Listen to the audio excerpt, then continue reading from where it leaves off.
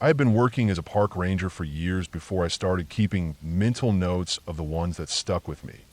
The searches that didn't go the way we'd hoped, the ones that felt like a shadow hanging around for years afterward.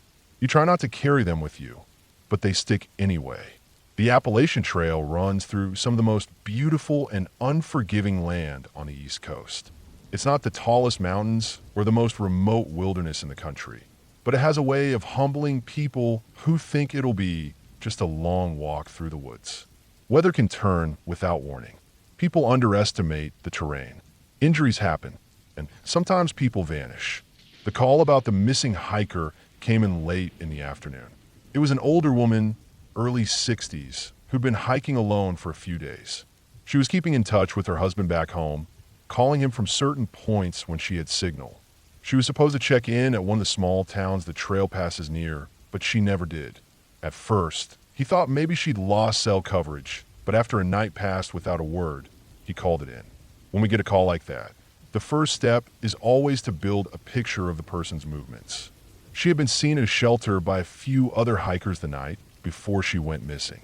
Two of them, a man and a woman, remembered her clearly. She'd camped at the shelter with them, shared a meal, and left on her own the next morning. They were a little surprised when they didn't see her at the next stopping point later that day, but it wasn't enough to raise an alarm at the time. On the trail, hikers move at their own pace. Some cover miles faster than others, and sometimes you just miss people. The odd part was there had also been another man at that same shelter the night before. He was alone, and according to those who met him, he didn't seem threatening or strange. He hadn't acted like he was following her, and he left in his own time. That was all we had on him. The next morning, the search started. We went over the trail sections she was likely to have taken, spreading out into the woods where it made sense. The Appalachian terrain can play tricks on you. It's full of ridges and hollows that all start to look the same after hours of searching. If someone wanders even a little off the path, it's easy to lose sight of the trail completely. Cadaver dogs were brought in, which is always a sign that hope is slipping. They're trained to pick up even the faintest traces, but day after day, they came back with nothing. We worked with volunteers, law enforcement, and other rangers. Nothing. It was like she'd walked out of that shelter and vanished into thin air. Winter was closing in, and that's when the urgency turns into frustration. Snow can bury evidence. It can hide a body for months or years. By the time the snow started, we still had nothing. No gear, no clothing, no sign she'd camped anywhere else. Just gone. They didn't stop looking in the spring. The family pushed for more searches. We went back over the same areas, hiked the same ridges and valleys, scanned the same rocky slopes. Nothing new. It kept going for 2 years. The way we finally found her wasn't even through a search team. A man out hiking on his own was coming down a less used section of the trail. He stepped off to relieve himself and saw something bright deep inside a large bush at the bottom of the slope. It was a faded backpack. She had fallen from the trail, probably had a heart attack or some other sudden episode, and tumbled downhill into the middle of a massive, dense thicket. She'd been hidden there the whole time, only 100 or so feet from the trail. It was like a punch to the chest when I saw where she'd landed. The search dogs had probably passed within scent range, but wind direction and the dense vegetation could have hidden her from them. And we'd walked that trail ourselves dozens of times, never thinking to climb into that patch of brush. I'd stood within 20 yards of her once during a search. That stuck with me for a long time. The second case I think about often didn't happen on the trail. It was in the desert far away from the Appalachian greenery. This one wasn't even my park, but I was called in to assist because of the unusual nature of the find. A man had been out exploring the way people do in open desert country when he came across what looked like a skeleton hidden inside a big clump of dry brush. He called it in, and soon enough, law enforcement and a couple of us were there. The remains were of a man, estimated to have been there about 3 years. The cause of death was obvious. A .44 revolver was still lying under his chin. Self-inflicted. The dry climate had preserved some of his belongings surprisingly well. What caught everyone's attention, though, were the capped PVC pipes lying next to him. They were each about 1.5 feet long. The first thought in situations like that is danger, pipe bombs. That's not something you mess around with. The bomb squad was called, and there was some back and forth over what they were. The squad insisted a Rayol pipe bomb would have metal end caps, not plastic ones, but there was still hesitation about opening them on site. Eventually, one was opened. Inside was no explosive, just carefully rolled papers. A birth certificate, a student ID from the local college, and a driver's license that had expired years before. The second pipe had more personal documents, things you'd keep if you didn't want them destroyed by weather. It didn't take long to match his identity. He'd stopped going to school abruptly 3 years before. His family had reported him missing, but no one had known where he'd gone. There was no note explaining why. Just those documents, the gun, and his remains in the desert brush. The two cases have nothing to do with each other, but in my mind, they're linked. They're both reminders that people disappear quietly, and sometimes the land hides them better than any person could. In both cases, the answers were there the whole time. We just couldn't see them until it was too late. That's the hardest part of this job. Not the long hikes or the storms or even the bodies. It's knowing that sometimes, no matter how hard we search, we could be just a few steps away and still miss them completely.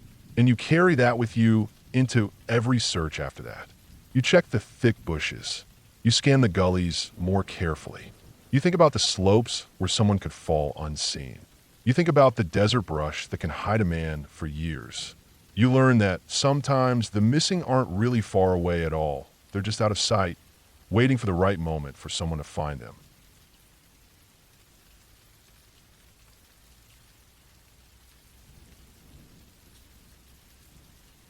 I had been a ranger in Maine for a long time before the summer that changed the way I looked at the Appalachian Trail. Most years brought the same rhythm.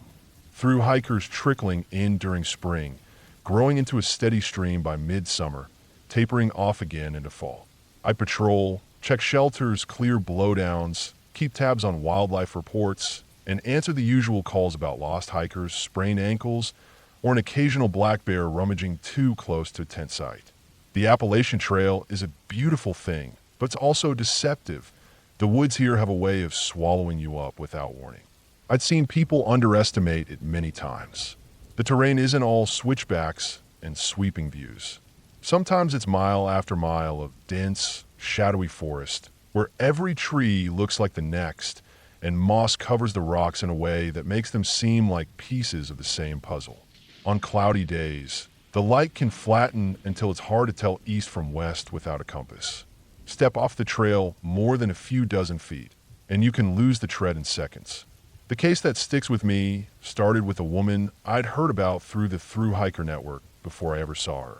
She'd been hiking northbound, all the way from Georgia, and she was in her 60s. Most folks that age doing a thru hike aren't fragile beginners. The trail hardens you quick. Months of weather, long climbs, heavy packs. If you've made it to Maine from Georgia, you've proven yourself. By the time she reached our section of the trail, she was only days away from the finish line at Katahdin. That's the prize every northbound hiker has in their head from the day they take their first step in Georgia. But somewhere between the Poplar Ridge area and the Spalding Mountain lean-to, she disappeared. The initial report was vague.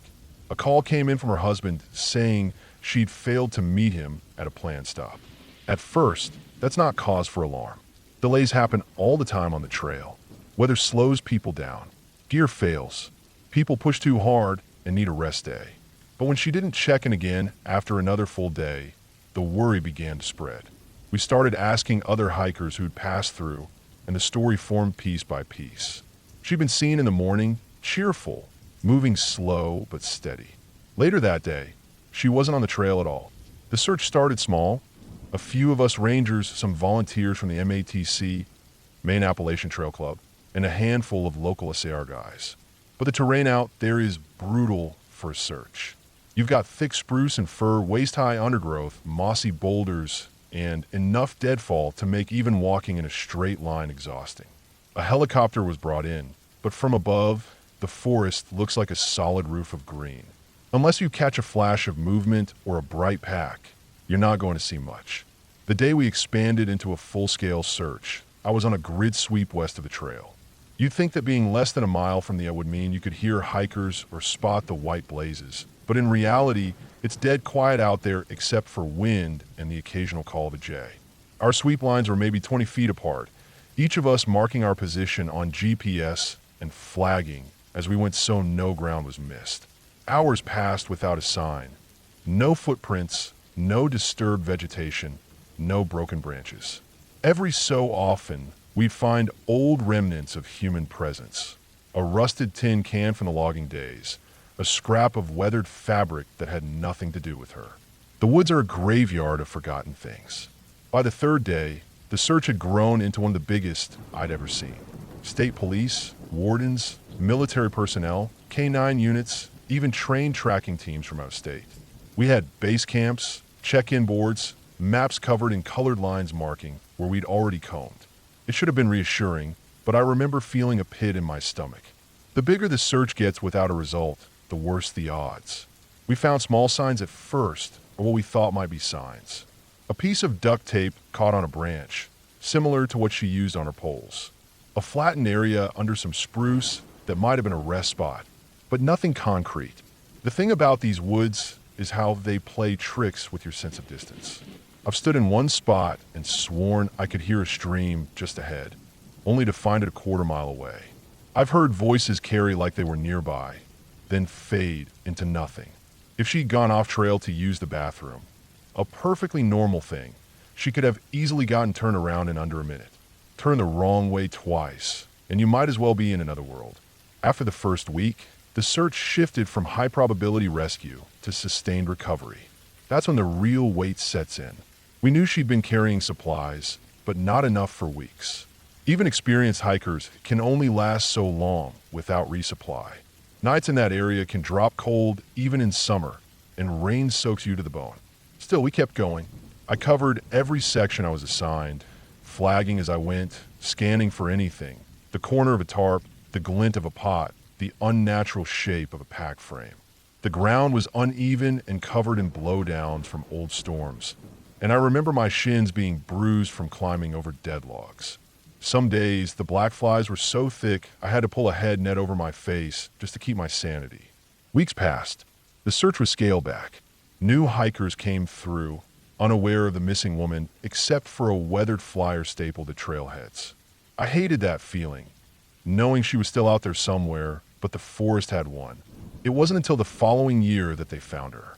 Not far from where she'd gone off trail, less than a mile from the at. She'd set up a small camp, probably trying to wait for rescue. There was a tent, still partly standing, and her belongings laid out in an organized way, like she'd been conserving energy and keeping ready to move if needed. A notebook was found, filled with diary entries. She'd survived for weeks before the elements finally took her. When I heard the details, it hit me in a way I wasn't ready for. We had walked within shouting distance of her during those early days. The search had swept so close, but dense forest and bad luck kept her hidden. It's a hard truth that SAR folks don't like to talk about. You could be right there and still not see someone. Sound gets swallowed. Bright colors fade into shadow. And unless they can hear you and call out, you might pass them without knowing. I went back to that area once, off duty, to stand near where they found her. It was quiet, the kind of stillness that makes you hear your own breathing. The forest didn't care about the search, the grief, or the headlines. It had been there before her, and it would be there long after. What stays with me isn't just the loss, but the lesson. She'd hiked from Georgia to Maine, through weather and miles most people can't imagine. She wasn't weak, and she wasn't careless. She made one small, human mistake, and the wilderness did what it always does. It turned that mistake into a fight for survival. I think about her every time I step off the trail, even for a few feet. I take a compass bearing. I mark my spot. I tell myself that the line between safety and being lost isn't miles wide. Sometimes it's just a few steps. And I've learned that when the forest takes someone, it doesn't always give them back.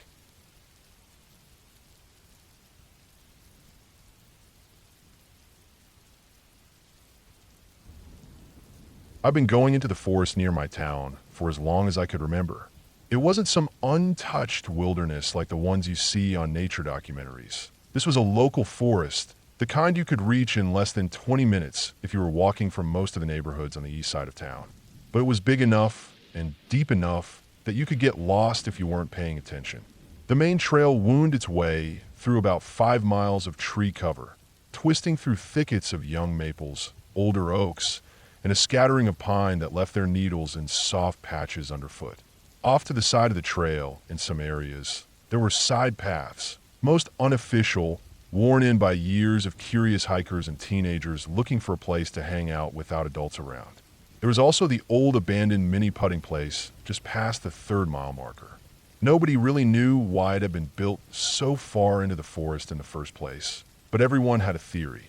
Some said it had been part of a short-lived forest resort idea in the early 90s. Others claimed it was built illegally on protected land, and the owners had to abandon it.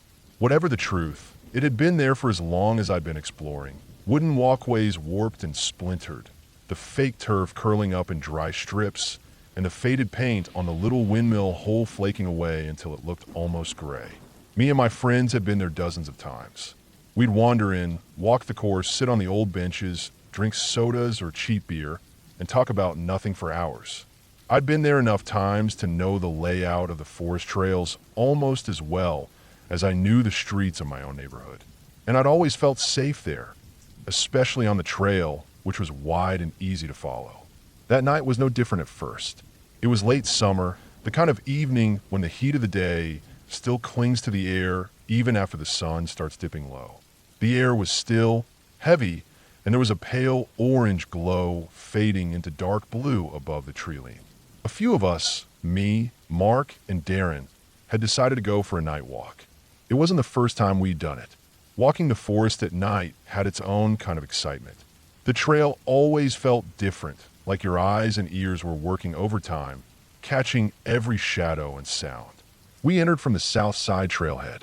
The start of the trail was open, bordered by low grass and patches of wildflowers. The forest didn't close in immediately. For the first 5 minutes or so, you had open space to your right, just low hill slopes dotted with a few small trees.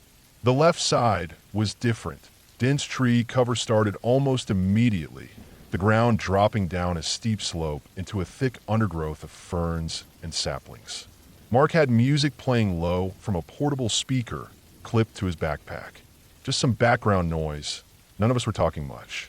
Our footsteps crunched against the gravel and dirt mix of the path. I could smell the faint sweetness of crushed leaves from where people had dragged their shoes along the edges. I don't know exactly when I first heard it. It was faint enough at first that I thought I was imagining it. Just under the sound of the music, there was something else, a sharp, distant noise that came and went. I didn't think much of it until it happened again, this time closer. It was a kind of howling, but not like a dog at someone's backyard fence. It was higher, stretched out, with an edge to it that made my skin prickle. Somewhere inside that howl there were sharper screeches, almost like 2 or 3 different sounds overlapping. I slowed my pace, my ears straining. Mark kept walking ahead, the music still spilling from a speaker, and Darren was behind me, kicking a stone down the trail. I raised a hand out of habit, like somehow they'd see that in the dark, and stepped to the side of the trail. The sound came again. This time, there was no mistaking it. Long, drawn-out howls, broken up by bursts of harsh screeching. Not the sound of a single animal. It felt layered, as if more than one thing was making noise out there. The open side of the trail, our right, was quiet, just a slope and open ground leading toward the road far beyond. The noise wasn't coming from there. It was coming from our left, down the hill, deep in the tree cover. I stared into the dark mass of branches and leaves, trying to pinpoint the source, but the sound bounced strangely in the still night air. At first, I tried to tell myself it was just dogs. People around here had big dogs, hunting breeds, guard breeds, that would bark or howl if they heard movement at night. But my stomach tightened when I remembered something. There are no houses out that way. None. The forest stretched for miles in that direction before you hit the river. No one lived in there. No kennels, no farms. We kept walking, but slower now, each of us scanning the dark. The trail ahead curved to the left, where the forest would close in fully on both sides. That bend suddenly felt like a threshold. Like if we crossed it, we'd be going deeper into whatever was making those sounds. The noises came again, sharper now, with a quick rhythm to them, like movement. My chest tightened, and I thought about our friend Kyle, who never came with us at night. He always brushed it off, but he told me once that he got a bad gut feeling about the forest after sunset. We'd laughed at him back then, but now, standing on that curve with the sounds drifting up from the dark, I found myself thinking maybe he wasn't wrong. We didn't say a word to each other, but the decision was instant. We turned around. The air felt heavier behind us now, the way it does when you've walked too far into somewhere you don't belong. Back at the start of the trail, the open area looked different too. The sky had gone almost black, the last streaks of orange gone, and the street lamps along the road flickered faintly in the distance. We kept walking past the trailhead and into the neighborhood nearby, wanted to put more distance between us and the forest. We ended up standing outside the local school, leaning against a low brick wall near the parking lot. The forest was far out of sight now, over half a mile away, but I couldn't shake the feeling that my ears were still tuned to it. And then it came again, from somewhere far off in the direction we'd just come from. The howling and screeching rose into the air. Even from here, with all the houses between us and the trees, it cut through the quiet. It sounded exactly the same, sharp, layered, carrying an edge that made my pulse quicken. We didn't stick around much longer after that. We went our separate ways, each of us heading home under the glow of the streetlights. Later that night, lying in bed, I thought about it again. I thought about the slope of the land, how sound carries differently over hills and through trees. I thought about how far into the forest those noises had been, and how clearly we'd heard them, even from the school. I thought about how no one lives out there, how there's nothing but miles of dark trees and the slow-moving river. And I realized the part that unsettled me most wasn't just the sound. It was the fact that whatever made it wasn't staying in one place. It had followed, in its own way, even when we'd left. It had been close enough for us to hear on the trail, and far enough to still be heard in the neighborhood. It meant whatever it was moving, maybe even along the same paths we'd just been walking. I haven't been back to the forest at night since.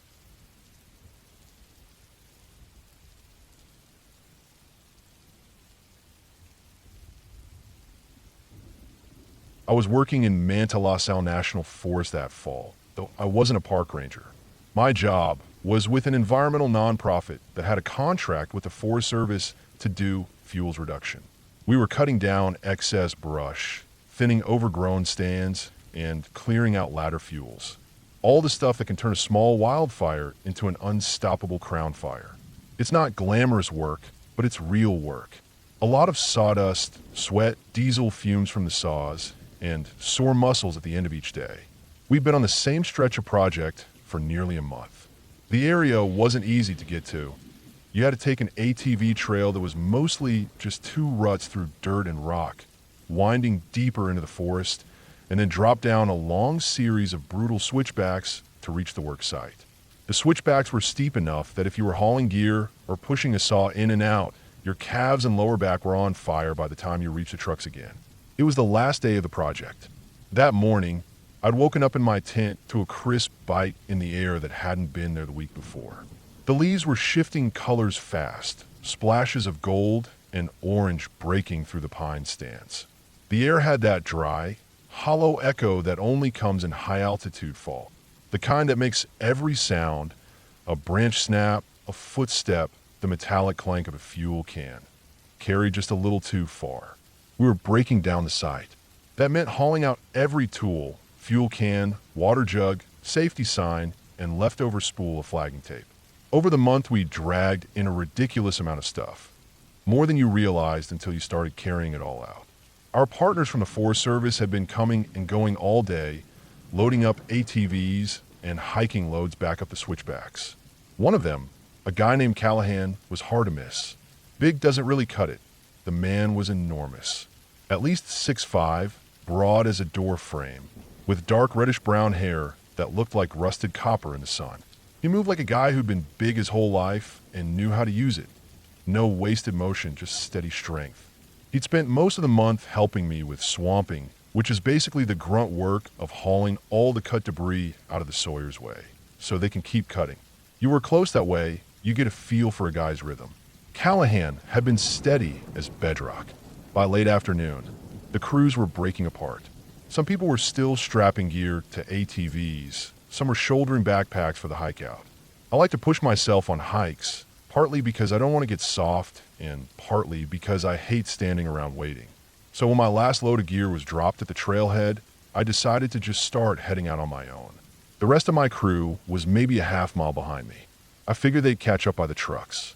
The trail out had sections that felt wide and open, then sections where it bent tight around a hillside with walls of pine and aspen pressing close. The air smelled like sun-warmed pine pitch, and the faint bite of chainsaw exhaust still clinging to my clothes. My legs were tired, but my head was clear, that good fatigue you get after a day of hard physical work. I came around a wide bend in the trail. To my left, the slope dropped away steeply, choked with dense foliage.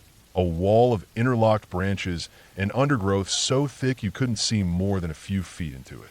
The hillside below the trail was a tangle of aspen trunks, young firs, and deadfall. It was the kind of slope you wouldn't even think about trying to get through without crawling. That's when I heard it. A rustle. Not the quick, sharp noise of a squirrel darting through leaves, not the flutter of a bird lifting off. This was heavier, slow, measured, like something large moving with care. It was coming from down behind that wall of foliage on my left. I slowed without really thinking, my boots scuffing the dirt. I craned my neck, trying to get a line of sight through the gaps in the branches. I'm tall myself, 6'3", so I can sometimes see what shorter people can't. Between a tangle of aspen leaves and pine boughs, I caught a glimpse of what looked like the top of someone's head moving through the brush. The hair caught my attention first, long, shaggy, unkempt. The color was a deep reddish brown, close to the shade of Callahan's, though maybe a bit darker, like old rust or the color of wet cedar bark. My first thought was that it was him. He'd been hauling out loads all day. Maybe he'd taken a shortcut down through the slope for some reason. The trail did have a couple places where a determined person could bushwhack and meet up farther down. But then it moved in a way that made my stomach tighten. It wasn't just the head. The thing was covered in that same shaggy fur, not just on top, but all over. What I had thought was Callahan's mop of hair was only the highest point of something much larger.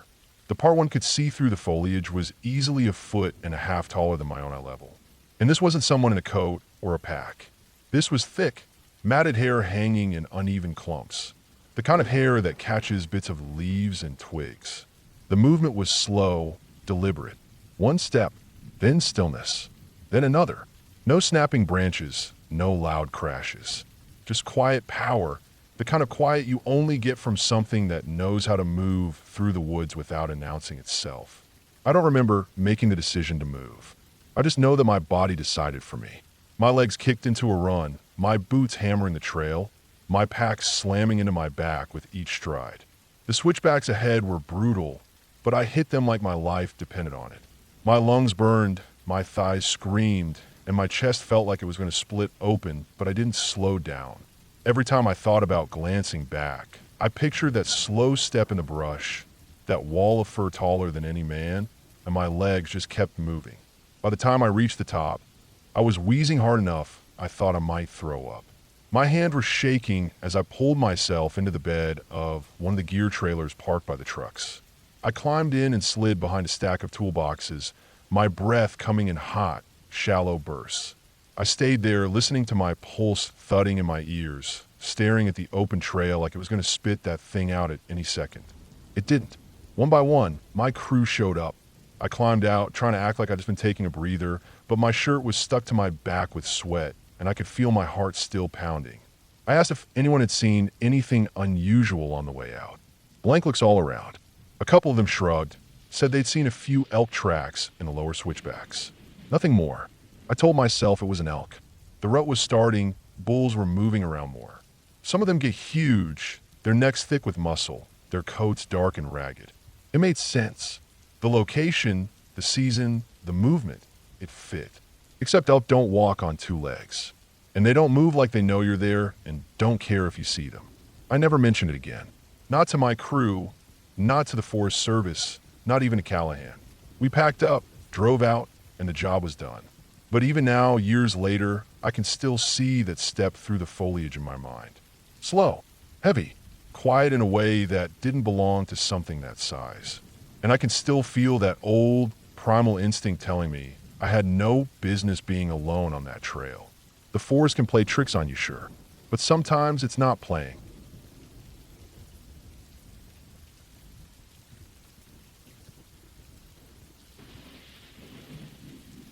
I was 12 years old in the summer of 1998, living in a small subdivision on the outskirts of a rural area in Nova Scotia, Canada.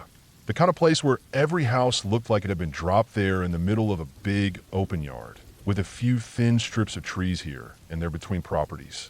I'd grown up with a bike under me most of the time, riding back and forth between my friend houses, sticking to the same yards, the same patches of grass, and sometimes venturing into those little wooded corridors between homes if we were feeling adventurous. That summer had been hot, but not oppressive, just that heavy, still kind of heat that made the air smell like pine and dirt. My friends and I had been itching to do something that felt bigger than just hanging out in someone's driveway. I can't remember whose idea it was, but one afternoon we decided we were going to hike up one of the bigger hills near our neighborhood.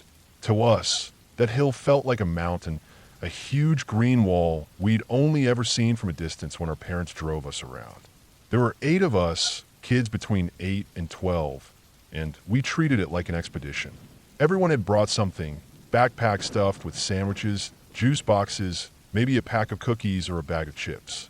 We set out on foot, our sneakers slapping against the warm pavement until we reached the gravel shoulder and then the dirt path that led into the woods. The hill was steeper than it looked from the bottom. Our conversation thinned out as the climb took the air out of us, replaced with the crunch of our feet on the dry ground and the rustle of leaves above. I remember the smell most clearly, warm pine needles baking in the sun, mixed with the faint sourness of moss-covered rocks and damp soil in shaded spots. About half an hour in, after weaving between tall spruces and patches of thick undergrowth, we noticed something unusual. It wasn't a trail in the traditional sense, more like a rough track. The earth was packed down in 2 parallel strips, and it looked wide enough for a 4-wheeler to get through. The soil in the middle strip was dotted with tufts of grass, while the 2 side tracks were bare, a reddish-brown dirt that told us it had been used more than once. We followed it. Kids are naturally curious, and in our minds, following this trail was just part of the adventure. The air felt a little cooler here, the sunlight cutting in between tree trunks in long, angled beams. Eventually, the trail opened into a clearing that caught all of our attention at once. It wasn't just an empty space, it was a setup. A campsite, but not the kind you see in provincial parks. This was rough, but strangely neat. In the middle, there was a fire pit made from a circle of stones, with a stack of split wood beside it, the ends of the logs pale and freshly cut. Around the pit, laid out in careful rows, were beds made from fresh green brush, soft-looking piles of spruce boughs and pine needles layered thick.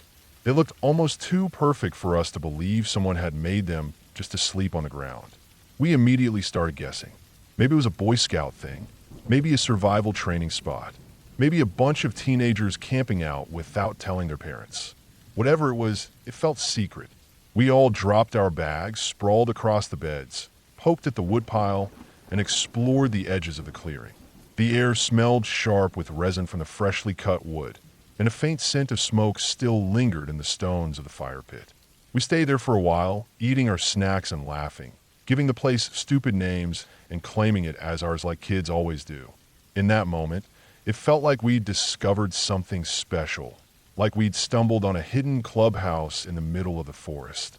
After a while, the others decided they wanted to head back home before it got too late. The sunlight was still strong, the shadows long, but not yet stretched thin by evening. They packed up, brushing pine needles from their clothes, and told me to come with them. But I didn't want to leave. I told them I'd stick around a little longer, maybe see if there was anything else interesting nearby before heading back. They tried to talk me into leaving with them, but I waved them off. In my 12-year-old brain, it felt like I was being independent, adventurous when they were gone. The The quiet settled in almost instantly. Without the noise of 8 kids, the forest seemed bigger and emptier. I stretched out on one of the brush beds, lying on my back and staring up at the sky. The blue was deep and endless, with just a few wisps of white cloud drifting. A light breeze filtered through the branches overhead, making the needles hiss softly. It was peaceful. The smell of the spruce boughs under me was fresh and clean. I remember feeling proud, like I'd been part of discovering this secret spot that nobody else knew about. Then I heard it, a sharp crack, the sound of a branch snapping somewhere deeper in the woods. I sat up instantly, my eyes scanning the trees. At first, there was nothing, just the layered ranks of trunks and shadows, the uneven floor of moss and ferns. My ears strained for any other sound, but all I heard was the faint shiver of leaves high above. Then, far off between the trees, I noticed something hanging. It was too far to make out clearly, just a pale, elongated shape swaying slightly. I squinted, trying to figure out what it was. My first thought was maybe some old piece of tarp or cloth caught in a branch, or maybe a hunting target someone had left behind. At 12, I was already taller and heavier than most kids my age, 5'9", about 170 pounds. I was husky, yeah, but strong from sports. I guess I thought that meant I didn't have much to fear from the woods. So, stupidly, I walked toward it. With every step, the details sharpened. The shape seemed more human than I wanted to admit. My pace slowed, but my curiosity, or maybe some deeper, unsettling compulsion, kept me moving forward. I started laughing under my breath. Not because anything was funny, but because my nerves were twisting tight and I didn't know what else to do. The sound of my own voice in that empty space felt thin and strange. At about 80 feet away, my stomach dropped. It was a body. I froze. My heart was pounding so hard I could feel it in my fingertips. Every instinct told me to turn and run, but for some reason I took another step and another. The air seemed heavier here, the light dimmer under the trees. I could see the rope now, taut against the neck. The skin of the face was the color of wet ash, pulled tight and shrunken in some places, sagging in others. And the smell, faint but sour, clinging to the back of my throat. I didn't want to look, but I couldn't stop. The face was slack, the mouth slightly open, eyes half-lidded but glazed in a way that made it clear there was nothing behind them. The skin was mottled with dark patches, lips cracked and drawn back, just enough to show teeth. I thought of that scene from Robin Hood. Prince of Thieves, Robin's father in that grotesque, hanging contraption, decayed and almost unrecognizable. This was worse because it was real. Then my legs moved on their own. I turned and ran, lungs burning, the undergrowth snapping under my shoes. My mind was screaming. No words, just raw panic. The forest blurred past me, trees whipping by as I tore back toward the clearing. I didn't stop to listen, didn't dare look behind me. I finally caught up to the others, crashing out of the trees like something was chasing me. I was gasping, bent over, my throat raw from breathing so hard. They were asking what happened, voices overlapping, but I could barely get words out. My chest felt tight, my legs trembling. When I managed to speak, I told them I'd seen a body hanging from a tree. That set them off. Some started crying, others just stared at me wide-eyed. We moved farther from the campsite, huddled in a rough circle. I tried to explain between gasps. I told them about the face, about how wrong it looked about the rope. Every time I pictured it, my stomach knotted tighter. By the time I got home, it was dark. I told my parents, but they didn't believe me. To them, it was probably just some story I'd spun to freak out the younger kids. I didn't argue. I was too tired, too shaken, and there was no way I was going back up there in the dark. I barely slept that night. Every time I closed my eyes, the face was there. That pale, sagging skin, the half-open eyes, the way the body swayed slightly, as if the breeze couldn't leave it alone.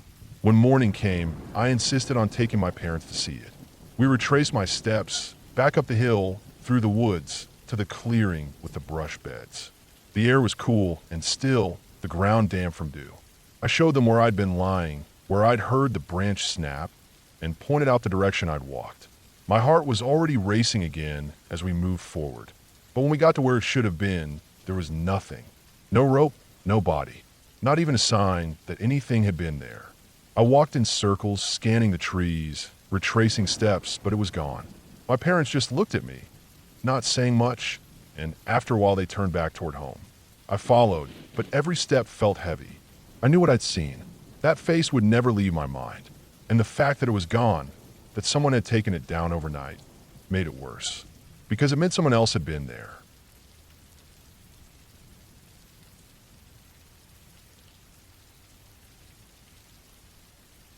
I had been working in the National Park Service long enough to think I'd seen just about everything the wilderness could throw at me. Fires, floods, lost hikers, injured climbers, animal encounters. I'd been part of every kind of search and rescue you can imagine. But nothing in my career, not even the strangest search reports I'd read in the incident logs, prepared me for what happened up at that high, secluded campsite. The place was one of those locations you wouldn't know existed unless someone told you about it. It wasn't marked on visitor maps, and there was no trail that went directly to it. You reached it by a steep, rocky climb through loose scree and narrow ledges, the kind of route where every step has to be placed carefully. We only went up there a few times a year, mostly for wildlife monitoring and occasional backcountry patrols. It was too far, too hard to reach, and too exposed to be a practical campsite for most visitors. But there was history to it. Rangers who'd been in the park longer than me had told me the spot used to be an unofficial camp used by climbers decades ago. It sat on a flat shelf of land tucked against a cliff, with a deep gorge cutting across the view to the west. On the far side of that gorge, the land rose steeply into jagged rock walls, broken by stands of fir and pine clinging to the slopes.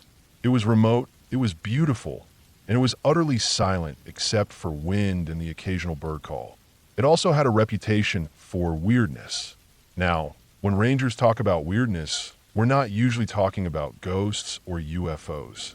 We're talking about unexplainable sounds, sudden weather changes, unexplained wildlife movements. Things you know have a natural cause, but you can't put your finger on what it is. You learn to file it away as one of those wilderness mysteries and move on.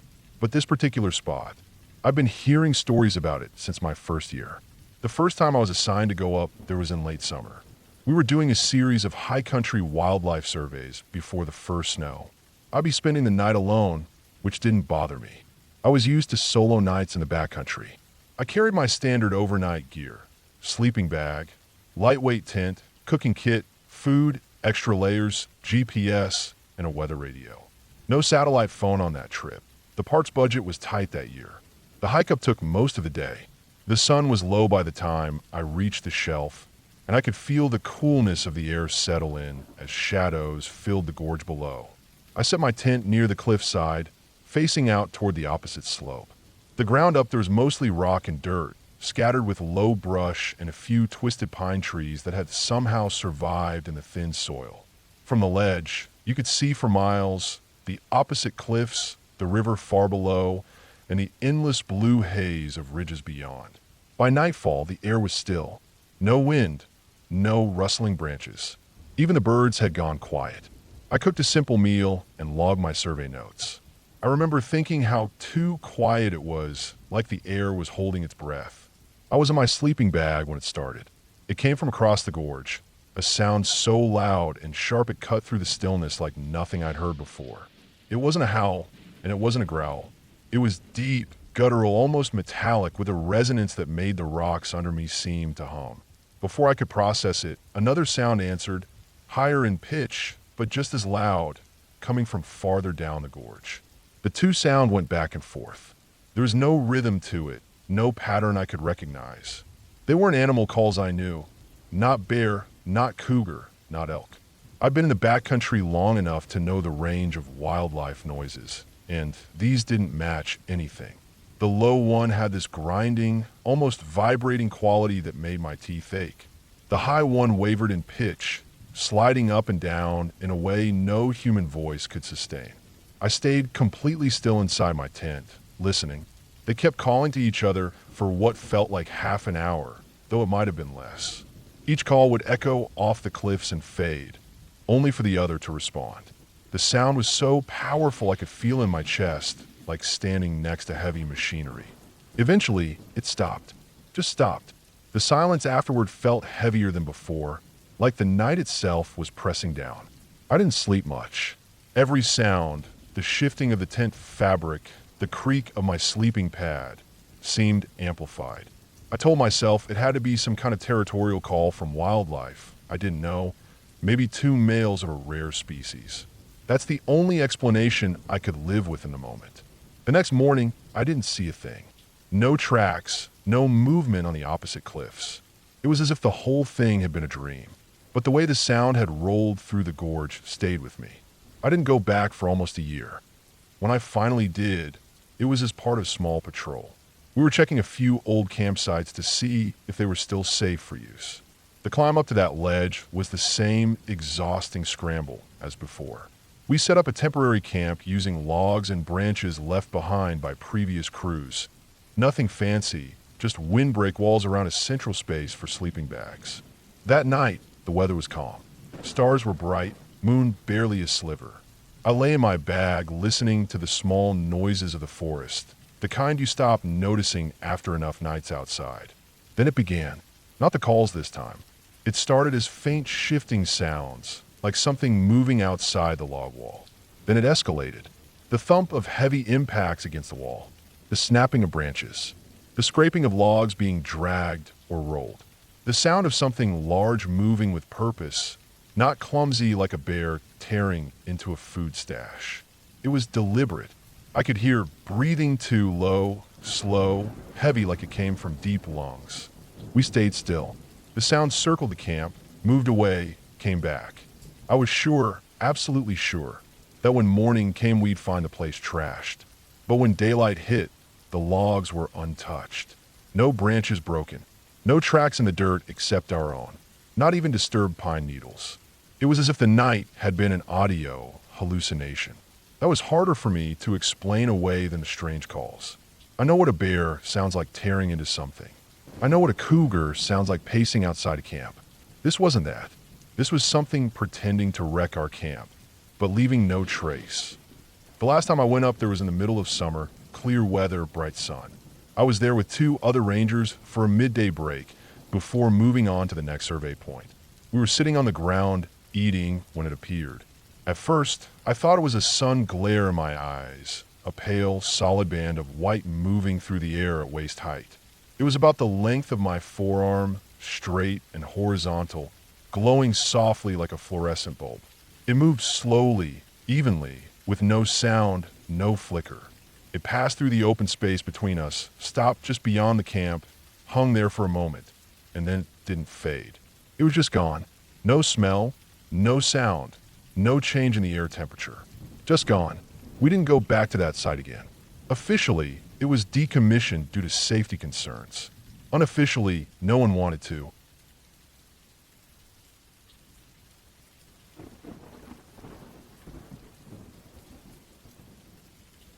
I had been on the job long enough to know that strange things happen when the roads are quiet and the air is cold. It doesn't matter if you're deep in a national forest, patrolling the fire breaks and service roads, or on a stretch of asphalt cutting through farmland. The night plays tricks on you. That's something they don't teach you in ranger school. They tell you how to track an animal, how to recognize the signs of trespassing, how to report down power lines or washouts in a trail. They don't tell you what happens to your mind after hours of driving alone with nothing but the hum of your tires and the occasional whisper of wind through cracked windows. That night, I wasn't on my usual patrol route. I'd spent the day in New York City for a meeting about interagency wildlife corridor planning, a long, bureaucratic affair that left me stiff from sitting and worn down from city noise. I was used to the silence of the park, the distant crack of branches, the dry scrape of wind through grass. So Manhattan's endless sirens and shouts had been draining. The plan was to head home through New Jersey on Route 78, an easy enough trip even late in the day. But somewhere just past the state line, traffic stopped cold. At first, I thought it was one of those rush hour bottlenecks that hang on long after sunset, but the brake lights weren't moving at all. Up ahead, construction lights and cones blocked the road completely. A sign flashed an arrow toward an exit, detouring everyone away. I eased off at the ramp. expecting GPS to stitch together some alternate route and drop me back on the highway in a few miles. The GPS voice cut through the quiet of my truck, flat and calm. Proceed for 12 miles. No problem. It was late, but I wasn't in a hurry. The road narrowed almost immediately, shedding lanes until I was on a two-lane blacktop running through dark, open country. At first there were a few other vehicles, headlights sweeping the road ahead of me, red taillights winking when someone slowed for a curve. But within 15 minutes, the traffic thinned until I was alone. Not just alone in my lane, but alone entirely. No one ahead, no one behind, no oncoming traffic. That emptiness is its own kind of sound. No rumble of engines, no flash of movement on the shoulder. Just my tires on cold pavement and the low thrum of my own motor. The moon was bright enough to cast shadows, a big silver disk hanging low over the fields. The clouds were sparse and fast-moving, the kind you catch in your periphery before they slide across the face of the moon. The land out here was flat in some stretches, rolling in others, broken by narrow stands of woods and the occasional barn light in the distance. I kept my headlights on, though in truth, I could have driven without them for long stretches. The moonlight spilled across the road like pale water. But habit is habit, and in rural areas, you never assume the road ahead is clear. Deer step out without warning. Loose gravel collects at the edges, and sometimes, though this is rare, you'll catch sight of something in your lights you can't immediately name. It happened just after a long, gentle bend to the left. The curve straightened, and far at the edge of my high beams, I caught the shine of eyes off to the right side of the road. It was the kind of shine you get when an animal's tapetum lucidum reflects artificial light. Two steady pinpoints, glowing pale yellow-green. I slowed instinctively. The last thing I needed was to clip a raccoon or possum and spend the next mile listening to the guilt of it. As I eased down to maybe 30 miles an hour, the shape behind the eyes started to resolve in the spill of my headlights. At first I thought it was a cat, bigger than a house cat, maybe something feral, but the proportions were off. The body seemed low and rounded, the legs short, and it had a hunch to its movement as it shifted. Then it moved, and my brain rewrote the whole image. Instead of darting smoothly like a cat, it bounded, almost like a rabbit, but heavier, each hop thudding into the dirt shoulder. Its body wasn't large, maybe reaching the bottom of my shin if it stood still. I'm 6'2", so that's not much height. But it carried itself in this oddly deliberate way, like it was aware of me, but not frightened enough to bolt in a straight sprint. I was still trying to pin down what it was: a possum, muskrat, a juvenile fox, when it did something I didn't expect. The thing reached the edge of the road, paused for a fraction of a second, and then opened its wings. I don't mean it jumped into the brush and startled a bird. I mean the animal itself unfolded a pair of wings, so wide they caught both my high beams. The span was huge, 5, maybe 6 feet across, the feathers dark against the pale moonlight. They rose and beat once, twice, and the animal lifted from the asphalt, gliding upward at an angle before disappearing into the dark above the tree line. I coasted for a few seconds, my hands loose on the wheel. The logical part of my mind was already working. Large bird, probably an owl. Maybe it had just been crouched over prey, and I hadn't seen the rest of its body until it moved. That made sense. Owls will sometimes hop along the ground with their wings partially spread if they're repositioning over something they've caught. The size matched up with a barred owl or even a great horned, especially if I was seeing the full span. But there was something strange about the way it had bounded before taking off, the deliberate, almost mammal-like pace of it. The road ahead stayed empty. No headlights in either direction. Just the afterimage of that sudden lift, the way the wings had caught the light like sails. For the rest of the drive, I kept thinking about it, replaying the scene in my mind. I'd been in the field long enough to know better than to jump to anything supernatural. There's always an explanation, though sometimes you don't get all the pieces right away. Still, it stuck with me. The road, the stillness, the absence of any other life except me and that thing.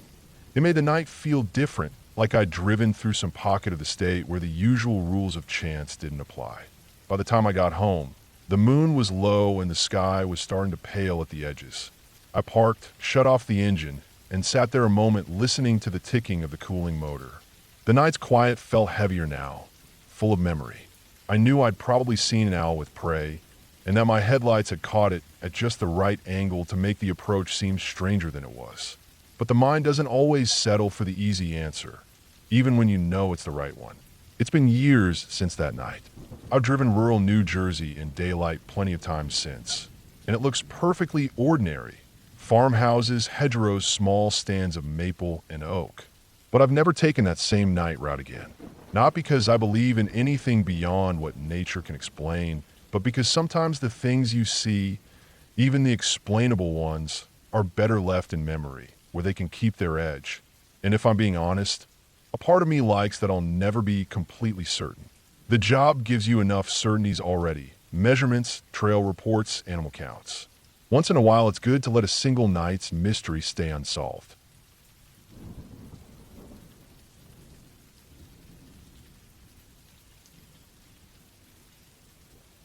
I had been camping for years, usually in remote places where you didn't see anyone for miles.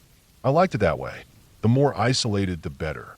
No random people stumbling through, no car doors slamming in the distance, no radios from some other camp ruining the quiet. This time was no different. My buddy and I had driven up a winding mountain road until the pavement ended and the dirt track got too rough for most people's comfort. That was the whole point. We found a spot just off the road, down a little slope where the trees opened up enough to see the sky. It wasn't an official site. No picnic tables, no gravel pad, just a flat patch of dirt and pine needles with a good place to build a fire.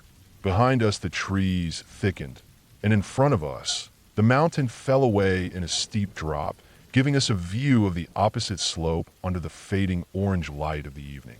We set up camp slow, the way I always do, making sure the tent was tight, the sleeping bags rolled out, and the food stored.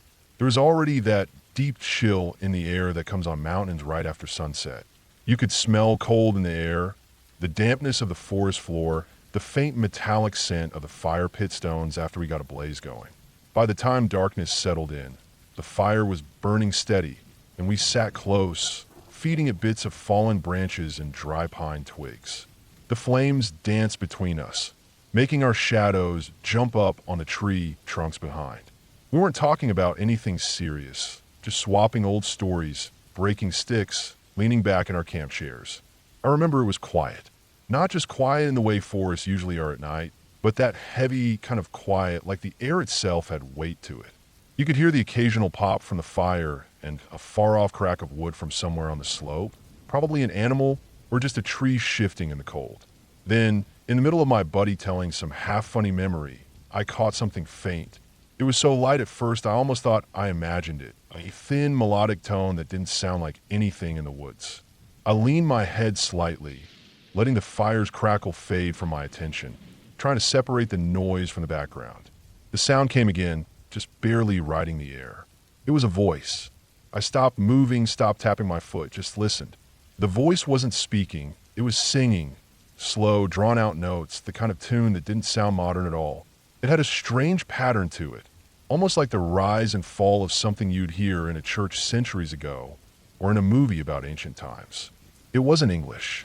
Whatever words were being sung, they slipped together in a way I'd never heard in real life. And the tone wasn't loud. It was far enough away that I couldn't even tell which direction it was coming from at first. It seemed to hover in the air, moving in and out like the wind carried it unevenly. My stomach tightened. We were deep enough in the mountains that the nearest official campsite was miles away. There was no reason anyone should be near us, especially singing in the middle of the night in another language.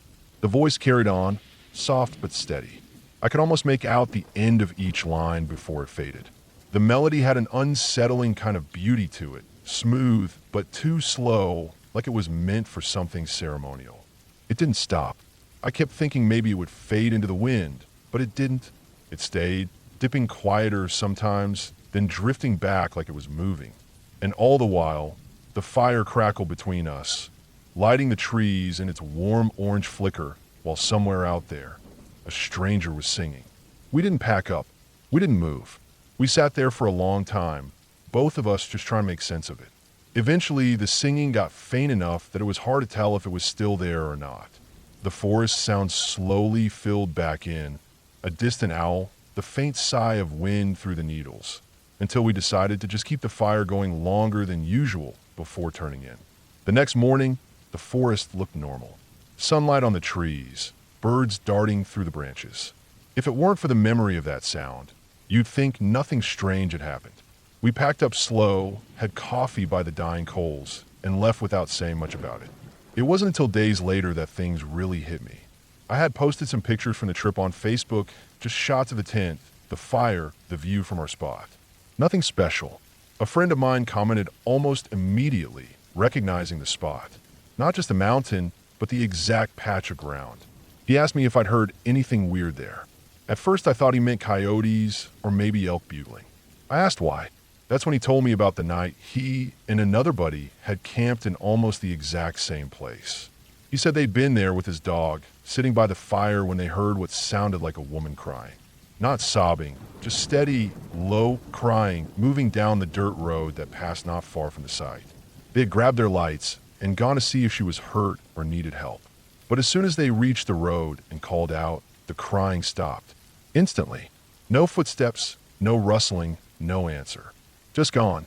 They stood there a while, thinking maybe she was just hiding or too far to hear them, but the woods stayed dead quiet.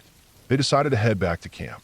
That's when they found their dog lying near the fire pit, shaking violently, foam around his mouth. Panic hit them fast. They scooped him up and bolted for the truck. My friend told me the dog went limp on the way down the mountain, so much so he thought it was dead. Then, at the bottom, the dog suddenly woke up, eyes bright, tail wagging like nothing had happened. They didn't camp there again. While I read his message, my skin went cold. Every detail was too close. The location, the strange sound at night.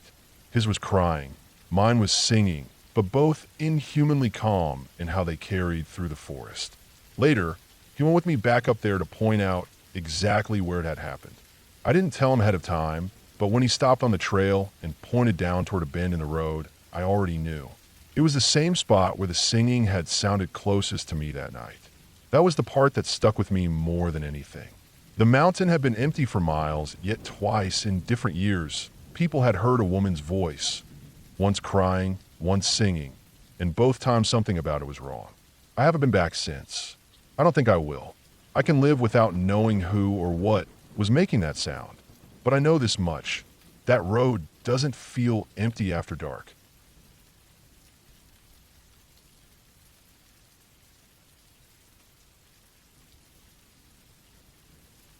I've been to a lot of national parks in my life.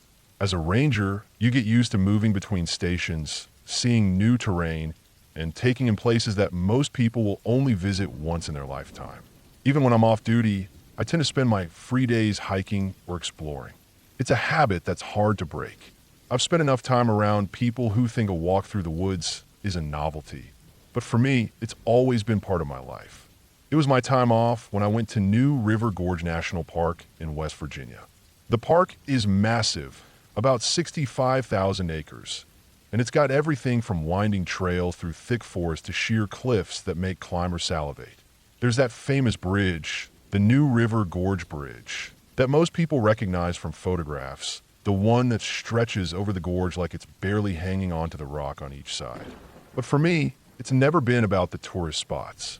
It's the trails that call to me, especially the less traveled ones, where you can walk for hours and not hear another human voice. That day, I started on one of the standard routes I'd walked a couple of times before. The trail was wide enough for two people to walk side by side without brushing the ferns on either side, the dirt packed down hard from years of boots, bike tires, and the occasional deer crossing. The air had that damp smell to it, like wet bark and moss, even though it hadn't rained recently. That's just the way the gorge smells in the warm months.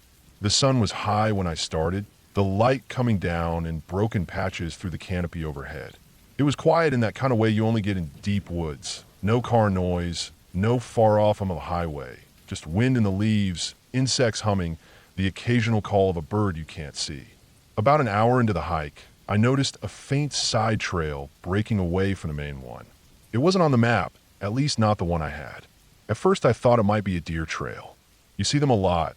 Thin strips of trampled grass and packed dirt cutting through the underbrush at odd angles. This one didn't look too worn, but it was there. Most people would have passed right by without giving it much thought, but I've always been the type to see where things lead. The start of the trail wasn't promising. Narrow, with roots jutting up every few feet, the ground uneven. The direction it took wasn't clear either, the bends disappearing behind thick trees. I could see that keeping track of it would be tricky, so I did what I always do when I'm moving off a known route. I marked my way. I snapped small branches and bent saplings just enough that I'd notice them when coming back. Every so often, I dragged my boot through the dirt to leave a scuff that was out of place among the natural debris.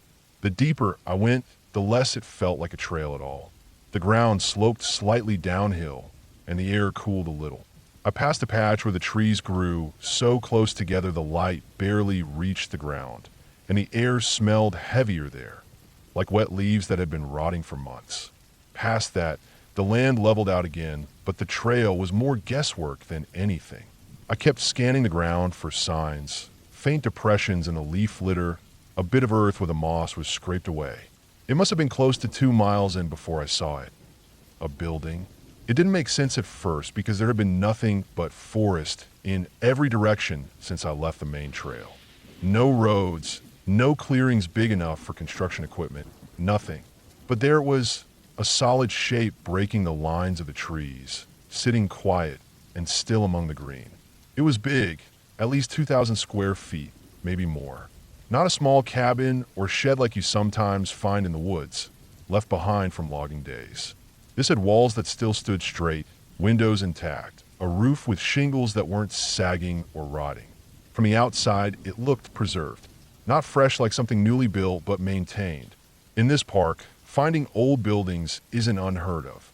There are ghost towns here, remnants of the mining days, where you'll find rusting equipment, broken down houses, and stone foundations buried in weeds. But this wasn't near any of those spots. And ghost towns don't usually have a loan, well-kept building miles from any other sign of life. The light had shifted by then, longer shadows, a more muted tone to everything. I stood a while just looking, listening for any sound from inside or nearby. Nothing. No movement, no voices, no vehicles. Curiosity got the better of me, as it usually does. I moved closer, circling around the building. Every window I passed was clean, not spotless, but without the thick layer of dust and grime you'd expect. No boards nailed over them, no signs of vandalism. The siding was weathered, but not rotting, and I didn't see any big cracks or holes. I stopped at the front. The door was solid wood, paint worn down to the grain. Without much thought, I tried the handle. It turned. The door gave with a quiet creak. Inside, the air was still and carried the faint smell of candle wax and something else, something earthy like dried herbs or old wood. The space opened into what was unmistakably a church. Rows of benches on either side of a central aisle. At the far end, an altar stood under a simple wooden arch. I expected dust, cobwebs, maybe some broken furniture if this place had been abandoned. But it wasn't like that. The benches were intact, their surfaces not covered in debris. The floorboards were worn, but swept clean. The altar had a book resting open on it. Not the Bible, but something else, bound in a dark cover with no title on the front. That's when I started noticing the details that made the place feel off. The ornaments hanging near the altar weren't crosses. They weren't anything I recognized, shapes made from wood and string, some painted, others wrapped in bits of cloth. Symbols carved into small stones, placed on the altar's edge. I couldn't place them, but they weren't Christian. Not even close.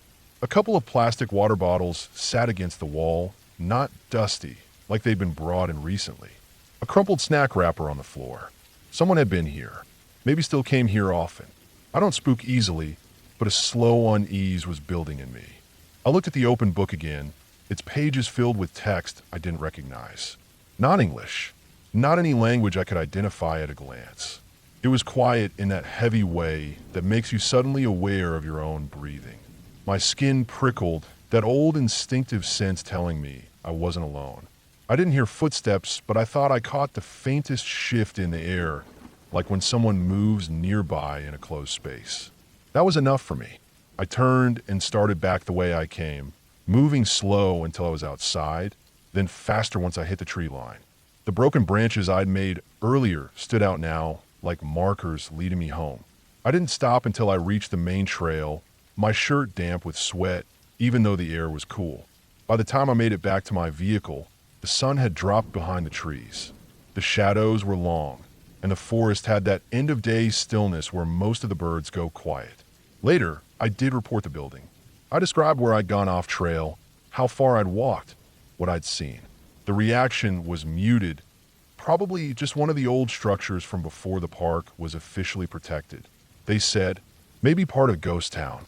My description of it being maintained didn't get much of a response. I let it go publicly, but privately I thought about it a lot. About how out of place it was, how far from any road or other building. About the book I couldn't read, the symbols I couldn't place, and the feeling that I wasn't the only one in that room. I never went back down that trail. Never saw the building again. But I know it's still there, somewhere off the main path, sitting quiet in the trees. And someone, whoever they are, is still keeping it that way.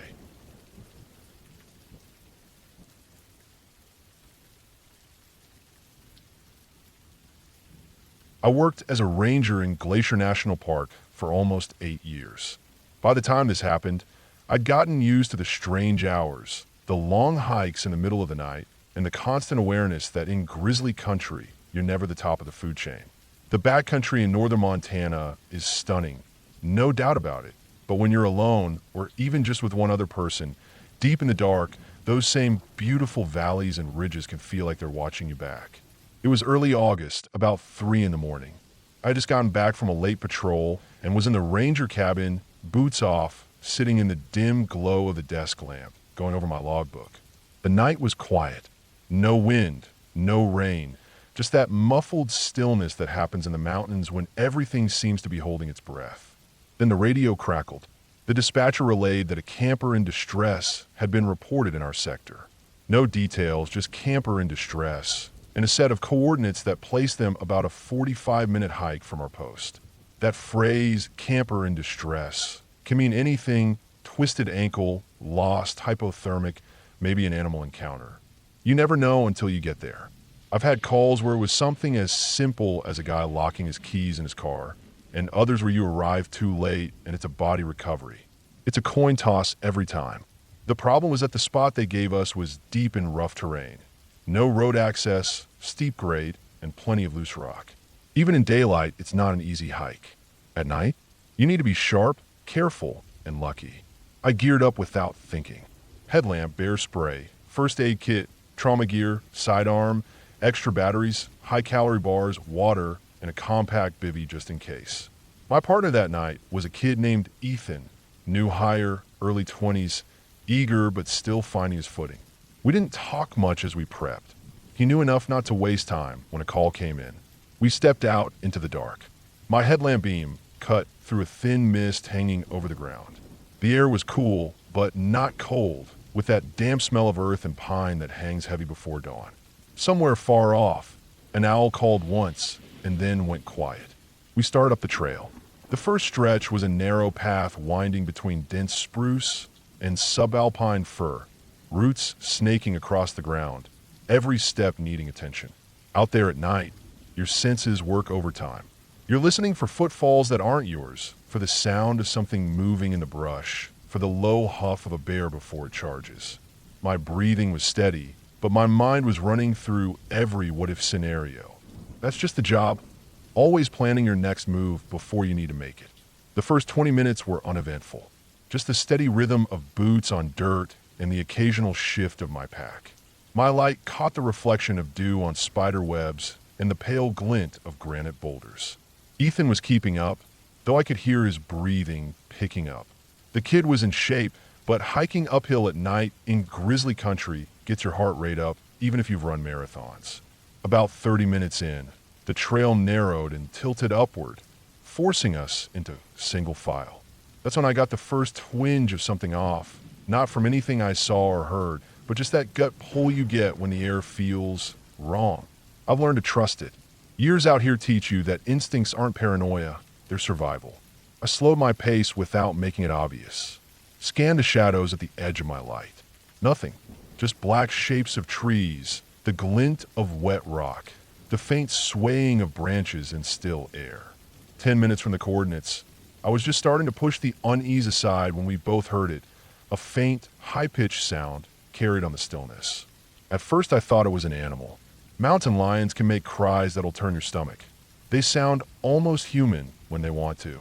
But this was different. This was the sound of a baby crying. I froze mid-step, straining my ears. It came again, thin, desperate, muffled by distance but clear enough to make the hair on my arms lift. My first thought was that it had to be the camper in distress. Maybe they were traveling with a child. I've seen families take toddlers into the backcountry, against all common sense. We started moving faster. My headlamp beam shook slightly with the increased pace, casting quick flashes of rock and branch and dirt. The crying kept coming, short bursts of sound that carried through the trees. But as we closed the distance, something about it began to gnaw at me. I'd heard babies cry before, plenty of times. This one didn't change. Same pitch, same rhythm, same little hitch at the end. Over and over. No pauses for breath. No shift from louder to softer like a real child would do. That's when my stomach sank. It wasn't a baby, or if it was, something was very, very wrong. I stopped, holding up a hand for Ethan to do the same. We stood there in the dark, our breathing loud in our ears. I listened hard. The cry came again, and again, and again, identical each time. It was a loop. Every instinct in me screamed that we needed to leave. Not slow down, leave. Now, in my years out here, I'd learned that if something doesn't make sense in the wild, it's not your job to figure out why. Weird sounds in the backcountry aren't accidents. They're either predators luring prey or people with intentions you don't want to find out. I glanced at Ethan. Even in the dim light, I saw the color drain from his face as the realization hit him. His shoulders stiffened, and I could hear the shift in his breathing, fast and shallow. The kid had never been in a situation where the danger was invisible but right there in the air with you. We turned around without a word. My pace was steady but urgent. No running. You don't run in grizzly country at night. You keep your head, keep your light moving, keep your ears open. I scanned behind us every few steps, my heart thudding so hard I could feel it in my neck. The baby's sound followed us for maybe 30 seconds, fading with distance, until it vanished completely. The silence after was almost worse. Every little noise, the snap of a twig, the scrape of a boot, felt magnified. The hike back to the post felt twice as long as the hike in. My shoulders ached from the tension. Every shadow felt heavier, every gust of air colder. When we finally saw the dim glow of the cabin lights through the trees, it felt like stepping out of water you didn't know was deep until you were almost drowning. We radioed in, said the trail was clear, no sign of the camper. Dispatch checked. There had been no follow-up calls, no confirmation of who had made the report in the first place. It was just gone, like it had never been made. I didn't sleep the rest of the night. I just sat at the desk, going over in my head the sound of that cry, over and over. Identical, mechanical, like something or someone wanted us to come to it. I never heard it again in all my years at Glacier, but I never forgot it. And every time I got a call in the middle of the night after that, I thought about that sound and how easy it is to step right into something you don't understand. The mountains keep their secrets. Sometimes you're better off not learning them.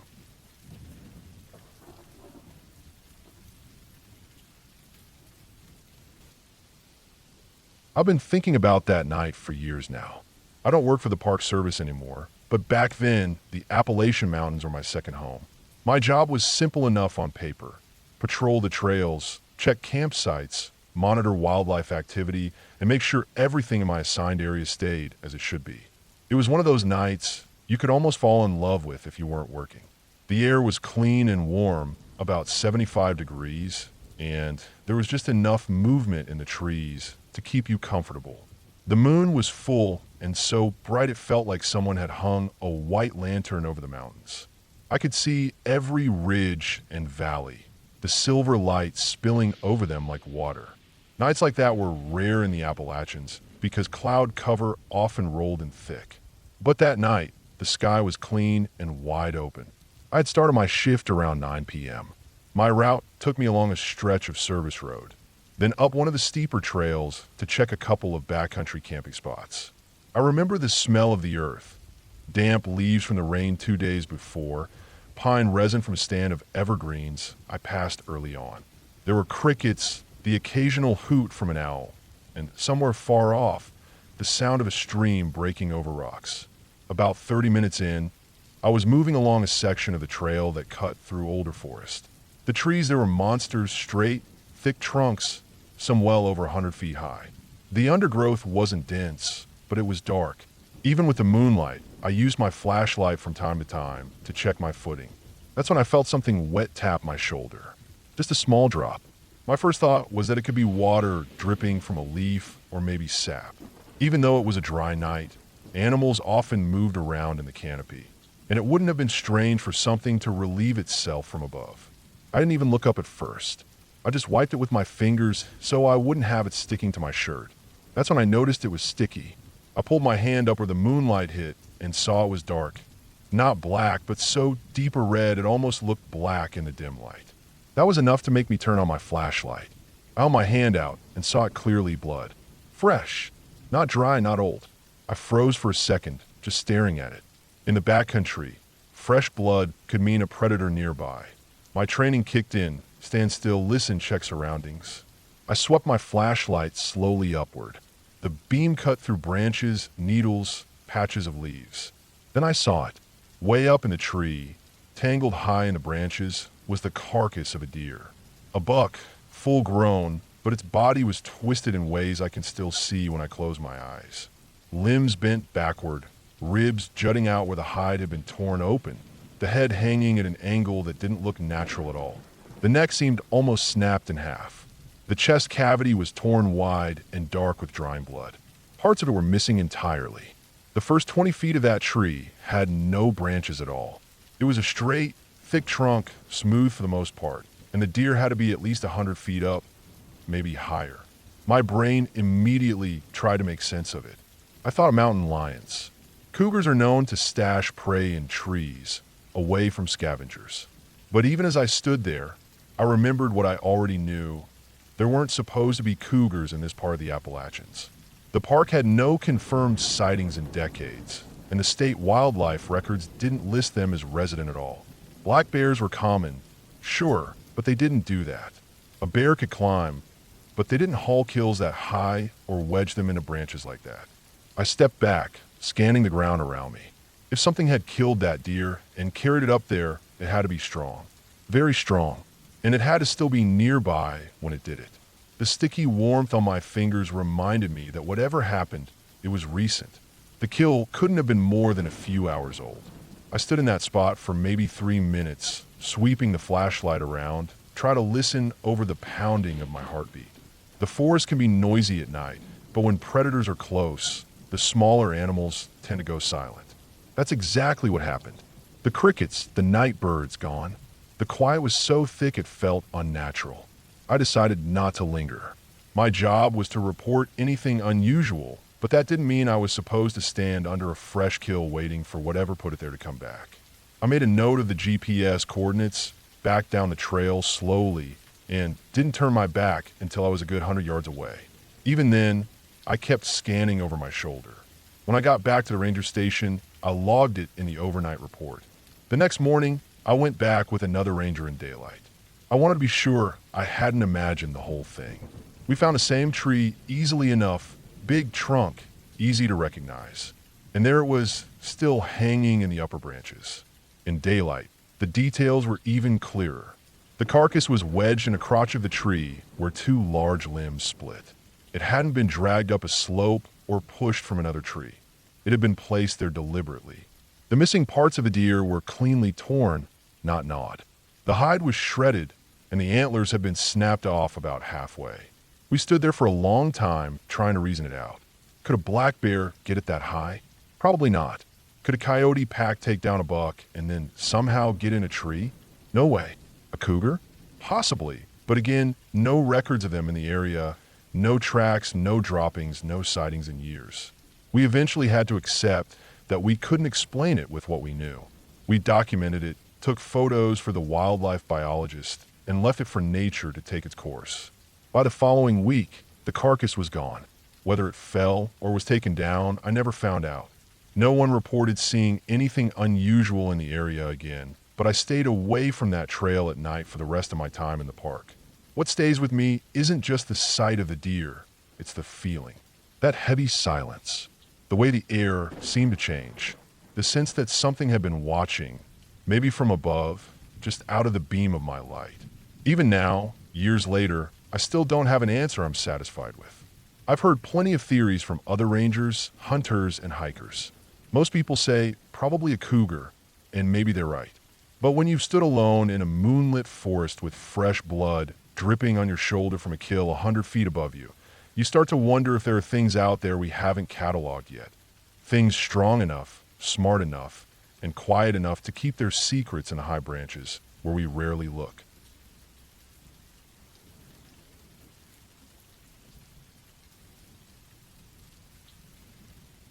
I was a park ranger for almost 15 years before I ever heard anything that made me rethink the way I look at wilderness stories. Most of my career was spent patrolling, maintaining trails, checking campsites, and keeping an eye on hunters, hikers, and anyone else wandering the land. I learned that the woods can be strange, but usually strange in a way you can explain, a trick of the light, the echo of an animal call, whether that changes faster than you expect. But this story isn't about me getting turned around or seeing something I couldn't identify. This one came from a Marine I knew. His name doesn't matter. I'll call him my buddy, but I trust him. He was the kind of guy who didn't embellish. He liked straight facts.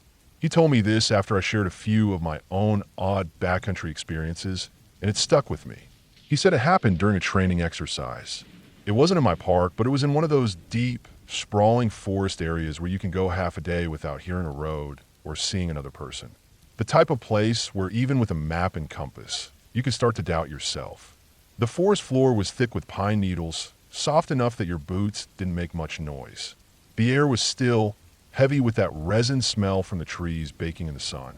They were running drills, moving from point to point through a grid of coordinates, working in small teams, keeping radio contact sparse so they could practice navigation without relying too much on guidance.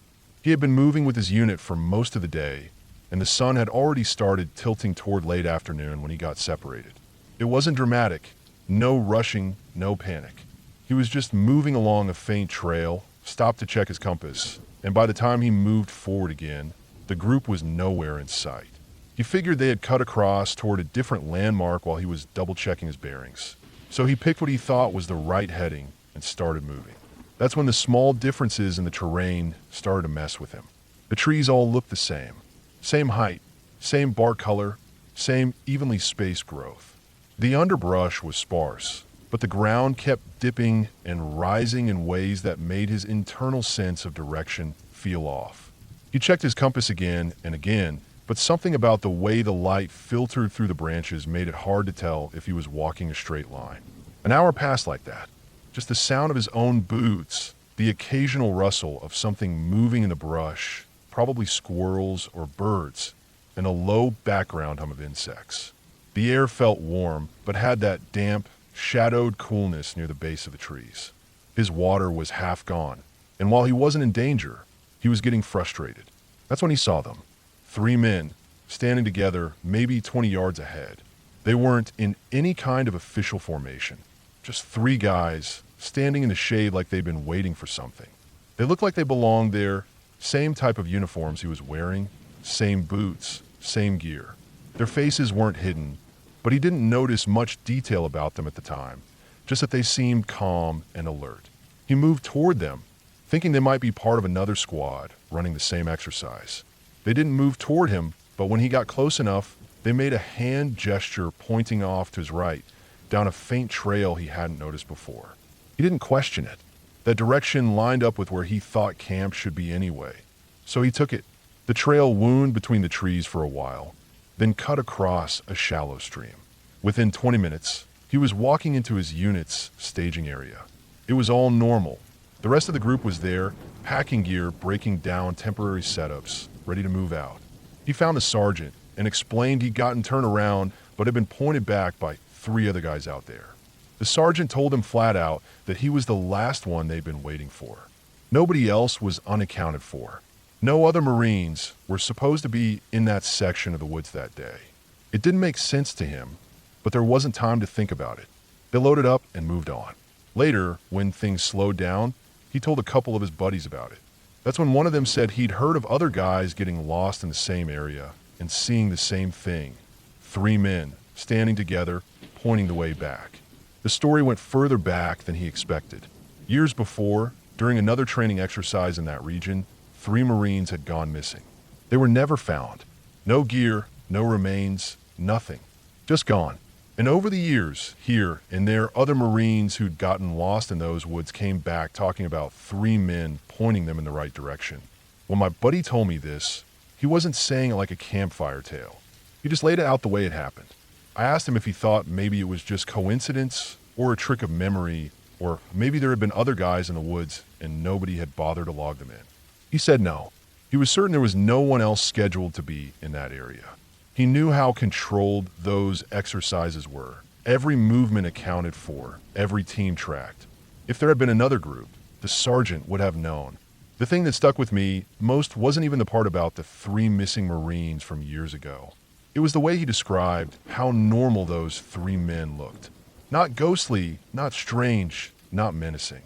Just there, like they were part of the woods. I've spent enough time in remote places to know that sometimes the mind can fill in gaps when you're tired, hungry, or stressed. Maybe he ran into some hunters or off-duty personnel, and his memory just filed them under familiar because they looked like him. Or maybe it was another group passing through who didn't want to stop and talk. But I also know that some stretches of land have their own quiet patterns. People get turned around in the same spots. Landmarks seem to shift. You start thinking you've been on a straight path, only to find you've been looping in a circle. The Marines still use that area. And every so often, I hear from another guy who's been through there. Most don't have a story, but the few who do, the ones who say they got lost, their stories tend to sound a lot like my buddies'. They talk about walking for longer than they expected. They talk about the air feeling still and heavy. They talk about how the ground seems to tilt just enough to make you doubt your compass.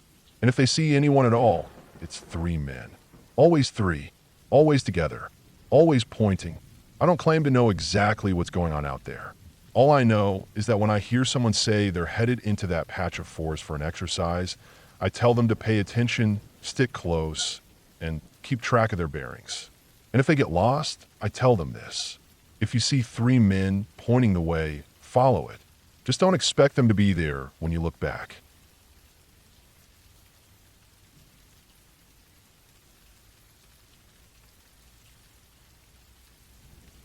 I've been walking that land since I could walk at all. My grandpa's property in southeastern Missouri felt endless when I was a kid, and even now as an adult, parts of it still feel that way. It's a patchwork of hills, low valleys, and thick woods that change character depending on the season. The summers are hot and full of green walls that block your sight lines, so you can barely see 10 yards ahead. The winters open everything up so you can see straight through the trees, but they bring a stillness that feels heavier than the summer air. Grandpa bought it back in 1960s, back before anyone thought much about land being an investment. To him, it was just a place to live and roam. He cleared a small patch for a house and left most of the rest alone. Later, when my brother and I got older, he carved out motorcycle tracks for us with his tractor and chainsaw. We rode those trails for hours, weaving through the trees, tearing across little creeks, coming home with mud plaster to our jeans. I thought I knew every inch of those trails, but even then there were parts of the property I never went near, mostly because there was no real reason to. The bus was one of those things that never made sense to me. It sits about halfway into the property, not far from where one of the older tracks loops back toward the main clearing. The first time I saw it, I was maybe 7 or 8. I was riding slow that day, just putting around after a rainstorm, and I caught sight of the faded yellow through the trees. I remember stopping, cutting the engine, and just staring at it. It wasn't like some busted van or old car. It was a full-size school bus, the kind you'd see dropping off kids in some black and white photo from the 1950s. The paint had gone dull and patchy, flaking away in places so the metal underneath showed through as orange-brown rust. All the windows were still in place, but each had a curtain pulled tight across it, like whoever had been inside wanted no one to see in, or maybe didn't want to see out. The curtains looked like old bed sheets, sun-faded and stiff. Even then, the air around that bus felt different. Not supernatural, not haunted, just heavier. About 20 feet off to one side of it was a weathered outhouse, leaning slightly like the ground had shifted under it. Its door was closed tight, and the whole thing had that gray, soft look of old wood that's been sitting in the elements for decades. I told my grandpa about it back then, and he just said it had been there since before he bought the land. My aunt and uncle said the same thing later. No one knew how it had gotten there, which was the part that still doesn't make sense. Back before my grandpa put in any trails, the terrain was thick with trees, tangled brush, and steep draws. Even now, with the trails, you can barely get a truck down there without scraping it up.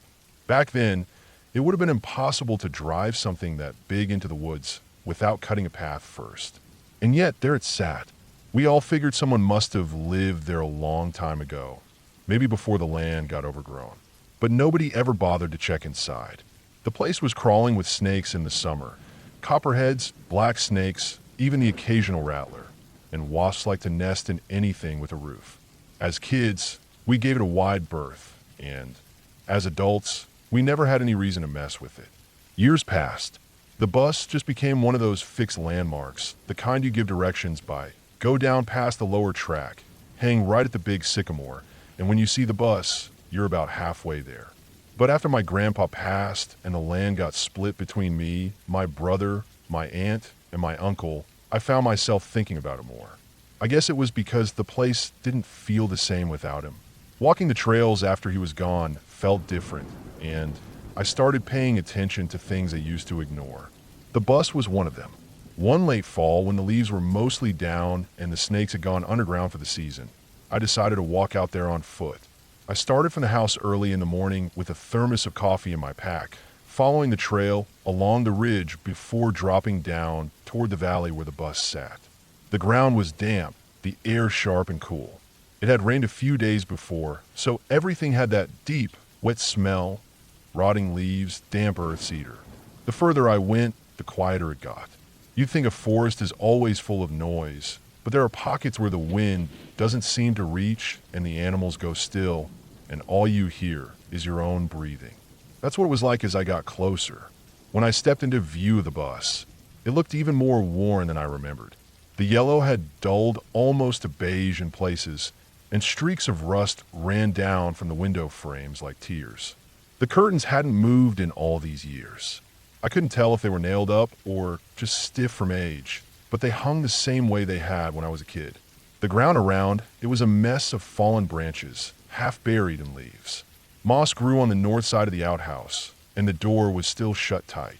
No footprints, no sign that anything bigger than a squirrel had been through recently.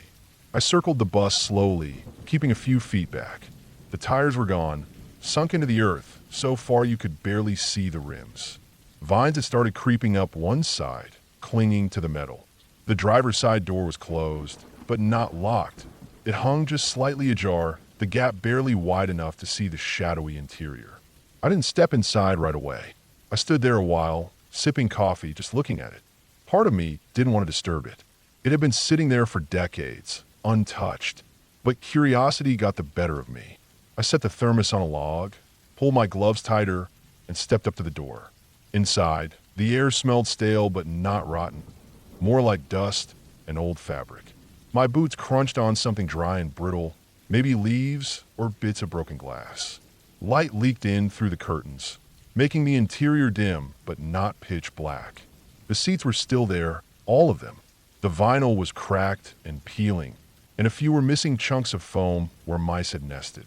The floor was littered with acorn shells, bits of insulation, and the husks of long-dead bugs.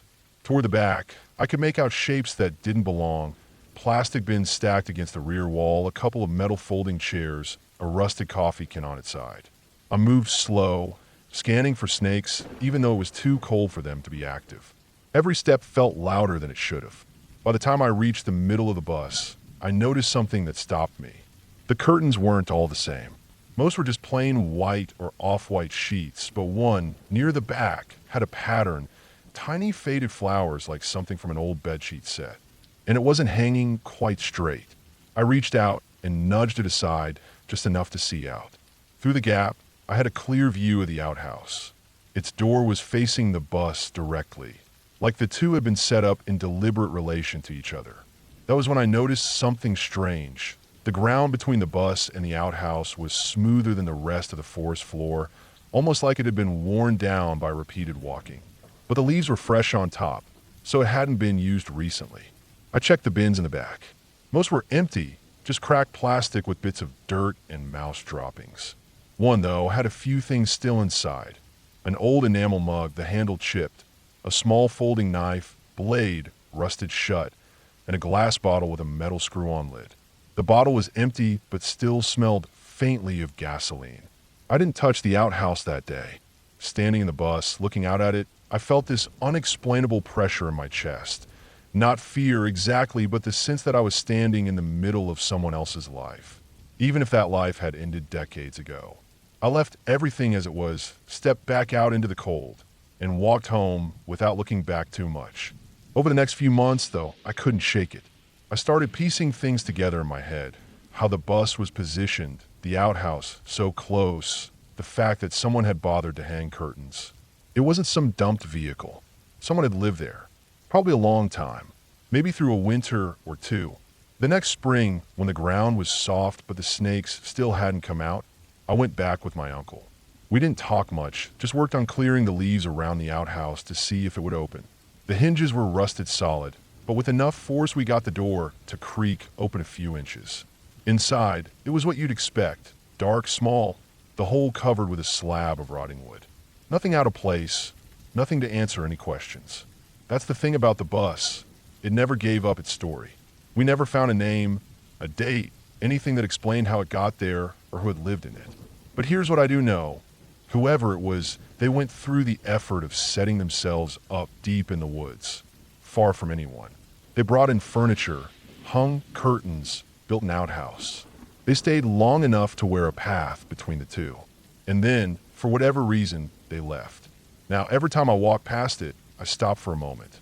I picture a cold morning decades ago, steam rising from a cup of coffee inside the bus. Someone looking out through those curtains at the same trees I see now. They're gone, but the bus is still there, slowly collapsing into the ground, holding the last pieces of a life no one remembers. And that's how it'll stay until the forest finally swallows it for good.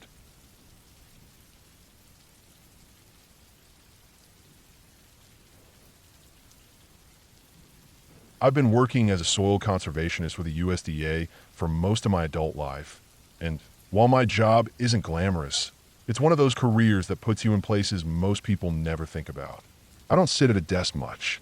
My days are often spent walking through crop fields, overgrown pasture, and old prairie restoration plots, checking on how the land is being managed, making sure the soil isn't eroding, and taking notes on the condition of plant growth.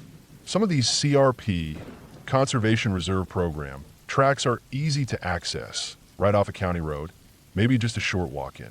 Others are tucked so far away that even getting there requires bumping along a rutted two-track for miles, then parking and hiking the rest of the way in. A lot of these sites are completely quiet, no buildings in sight, just the smell of soil, grass, and whatever's blooming. The day this happened was late summer, the kind where the mornings start out damp and cool, but by noon the heat presses down hard enough that you start rationing your water without realizing it.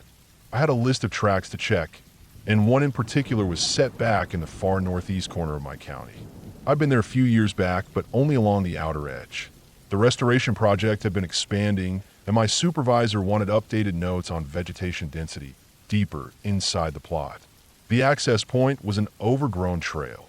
Not really a proper road, just two parallel strips of packed dirt separated by grass that led into a wooded area.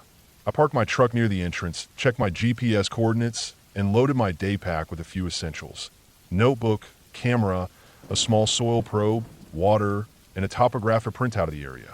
The printout was mostly blank beyond a trail. The area had been private farmland decades ago and then left to nature before the CRP took over, so the maps weren't very detailed. The first stretch was straightforward.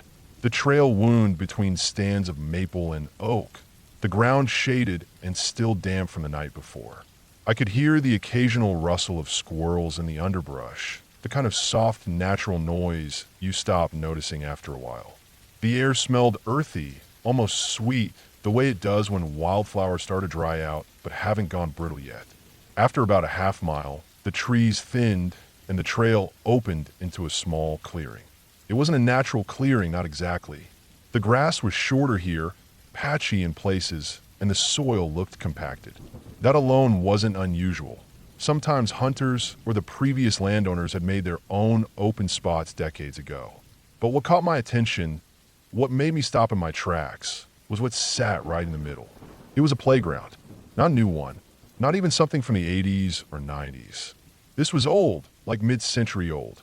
A tall, metal swing set stood off to the left, its paint almost entirely gone except for a few stubborn flakes of dull red.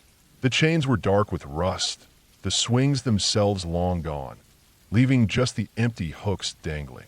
In the center of the clearing was a merry-go-round, the kind that would probably be banned today for safety reasons, wide and low to the ground, painted in faded rainbow colors. The paint was chipped so badly that bare metal showed through in long streaks, the surface pitted and rough. And behind it, partly shaded by a line of trees, was a yellow school bus. It looked like it had been there for decades. The windows were clouded and streaked, one of them cracked in a spiderweb pattern. The front grille was missing entirely, the tires half buried in soil and weeds. The yellow had faded to a sickly beige, the paint peeling in wide curls. I've come across odd things in the field before. Old machinery, collapsed barns, even a couple of rusted out cars. But a playground and a school bus in the middle of nowhere with no road leading directly to them? That was new.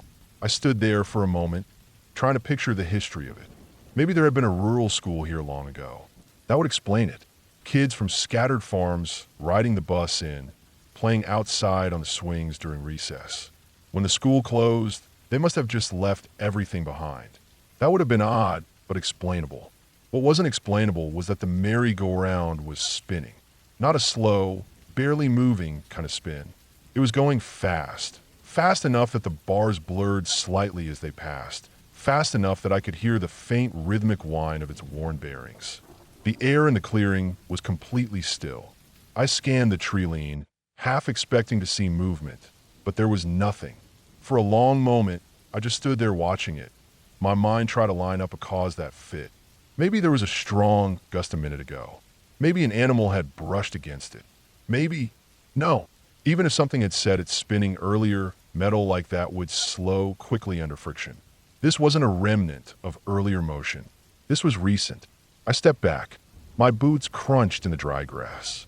The sound seemed to echo more than it should have in the open space. I didn't feel in danger exactly, but my skin prickled in that way it does when you know you're not alone. I didn't call out. That's not something I do unless I'm sure it's safe.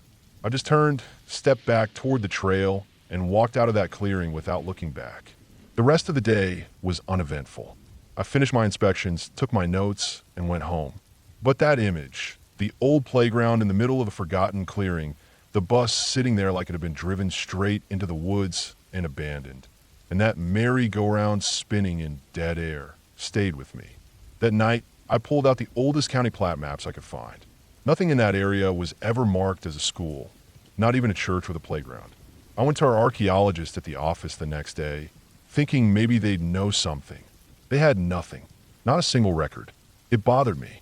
Old things in rural areas always leave a trace, even if it's just a note in some faded township report. Here there was nothing. I didn't go back, not because I thought something supernatural was there, but because there's something worse in a way, the knowledge that people can leave behind entire places and the land can swallow them so completely that no one remembers they were ever there. Someone had been in that clearing recently enough to spin that merry-go-round, and I had no idea who. I told my boss where it was, said he could check it out if he wanted. He didn't say whether he ever did. I didn't ask. Somewhere out there, in a patch of woods no one maps anymore, the bus and the playground are probably still sitting exactly where I saw them, rust settling deeper into the metal every year. If you ever happen to find them, you'll know what I mean about the air in that place. It's not haunted. It doesn't need to be.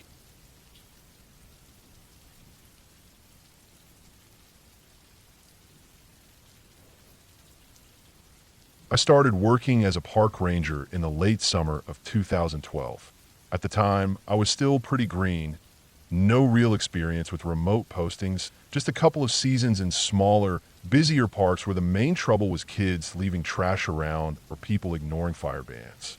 But then I got transferred to a large national forest in the northern part of the state. This place wasn't the kind of park people stopped by on their way somewhere else. It was deep country, far from towns, with miles of dense forest, rocky valleys, and winding trails that could eat up a whole day's hike. We had more wildlife than people. I thought that would make it easier. I was wrong. The station they assigned me to was called Dry Creek Outpost. It was a squat wooden cabin with a radio, a cot, and enough supplies to last a couple of weeks. The access road was dirt and in bad shape. The kind of road where you feel your teeth rattle from the washboard surface, and if it rained, you better hope you were already at the cabin because you weren't going anywhere until it dried out. From the outpost, it was about 20 miles to the nearest paved road. We didn't have running water. I had to pump from the well outside. The remoteness was part of the job. Patrol trails, check for illegal camps, keep an eye out for signs of poaching, and make sure visitors followed park regulations. The first couple of weeks were uneventful. Mornings started cool, with a damp smell that came from the pine needles and wet soil.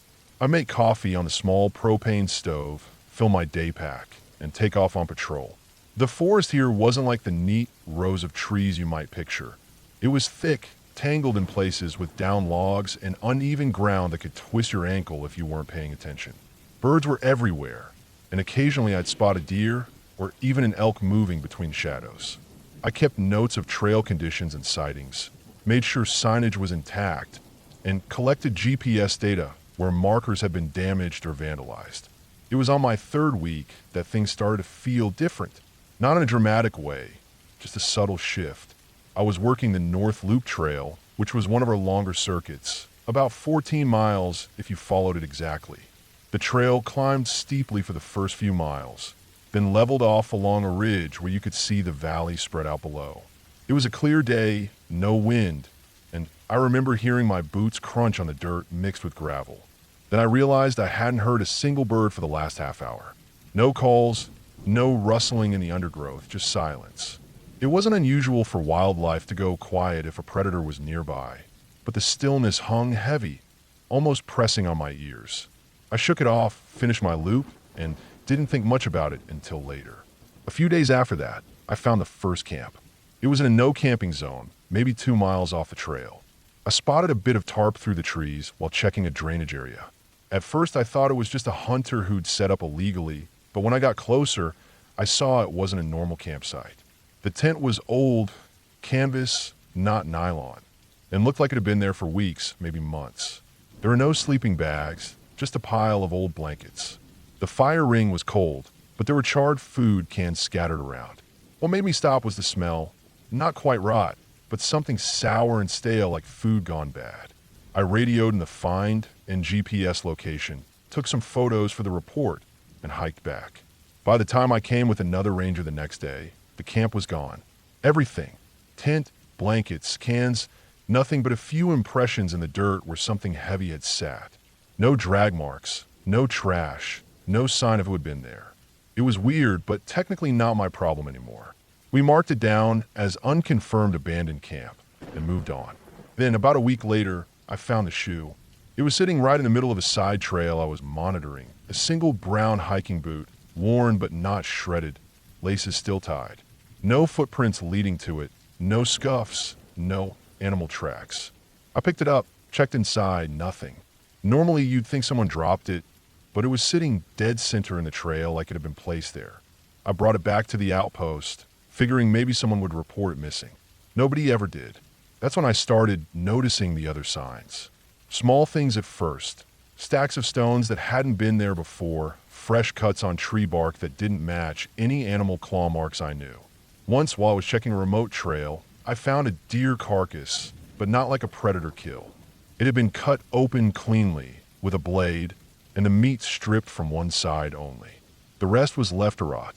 We had poachers sometimes, but this was deep in the park, far from any easy access point. My patrols started to feel different. I catch myself looking over my shoulder, scanning the tree line more often. I stopped taking the longer loops alone, and every now and then, that silence would come back, that total, oppressive quiet, where even the wind seemed to stop. It happened in different parts of the park, never the same place twice. The worst stretch came in early October. The days were shorter, nights colder. I had a routine where I check a fire lookout about 7 miles from the outpost, mostly to make sure no one had broken in.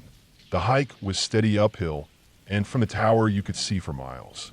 One afternoon, I was about halfway up when I spotted something across the valley, a thin column of smoke, not from a campfire, but from something bigger, like a brush pile burning. It was in an area with no roads and no official campsites. I made a note of the direction and decided to check it out on the way back. It took longer to reach the spot than I'd expected. The smoke had stopped by the time I got close, and I was moving through thicker woods. I finally came to a clearing, maybe 20 feet across. In the center was a fire ring made of large stones, still warm to the touch. Around it were 3 logs set like benches.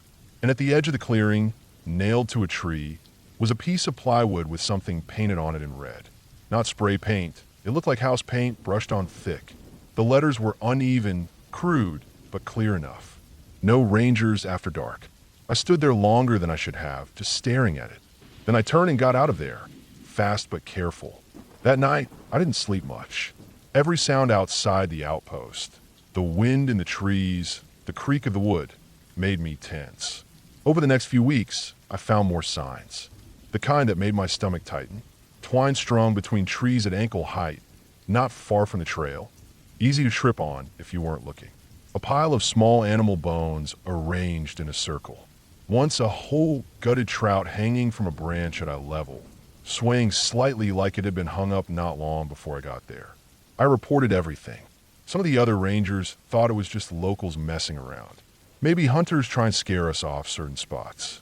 But the thing was, I never saw anyone. No fresh tire tracks on access roads. No voices in the distance. Nothing. Whoever was out there knew the forest well enough to stay invisible. The last incident happened late in the season, right before the first real snow. I was running one last patrol before heading down to the main station for my scheduled days off. I decided to check the old logging road that cut through the east side of the park. It hadn't been used in years, but sometimes hikers wandered down it and got lost. The road was choked with saplings and brush, but you could still follow the path. About 2 miles in, I came to a bend where the trees opened slightly. And there, standing in the middle of the road, was a wooden chair. Just a plain, old kitchen chair, facing toward me. On the seat was the brown hiking boot I'd found weeks earlier. I can't explain the feeling I had in that moment. Part adrenaline, part dread, part cold calculation. I didn't go closer. I didn't touch it. I backed away slowly, keeping my eyes on the tree line, then turned and walked out of there at a steady pace until I was sure I was far enough to pick up speed without making noise. When I got back to the outpost, I locked the door, secured the shutters, and radioed in for pickup a day early. I didn't tell them everything, just enough to get me out. When the snow came, it would seal off a lot of the park, and whatever, or whoever, had been leaving those signs would be on their own. I never saw another sign after that winter. I transferred the next season to a different park. I didn't volunteer for backcountry postings again. But sometimes, when I'm hiking alone, I still catch that sudden silence. And every time, I stop, listen, and remember the words painted in red.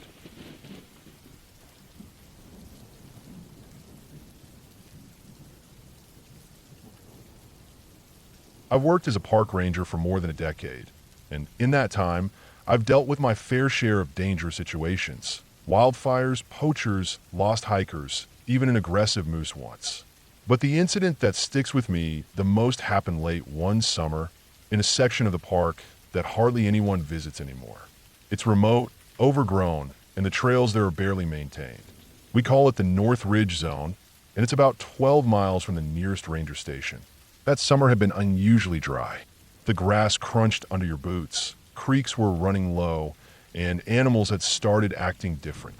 Deer were coming closer to campgrounds looking for food, and black bears were pushing deeper into human territory.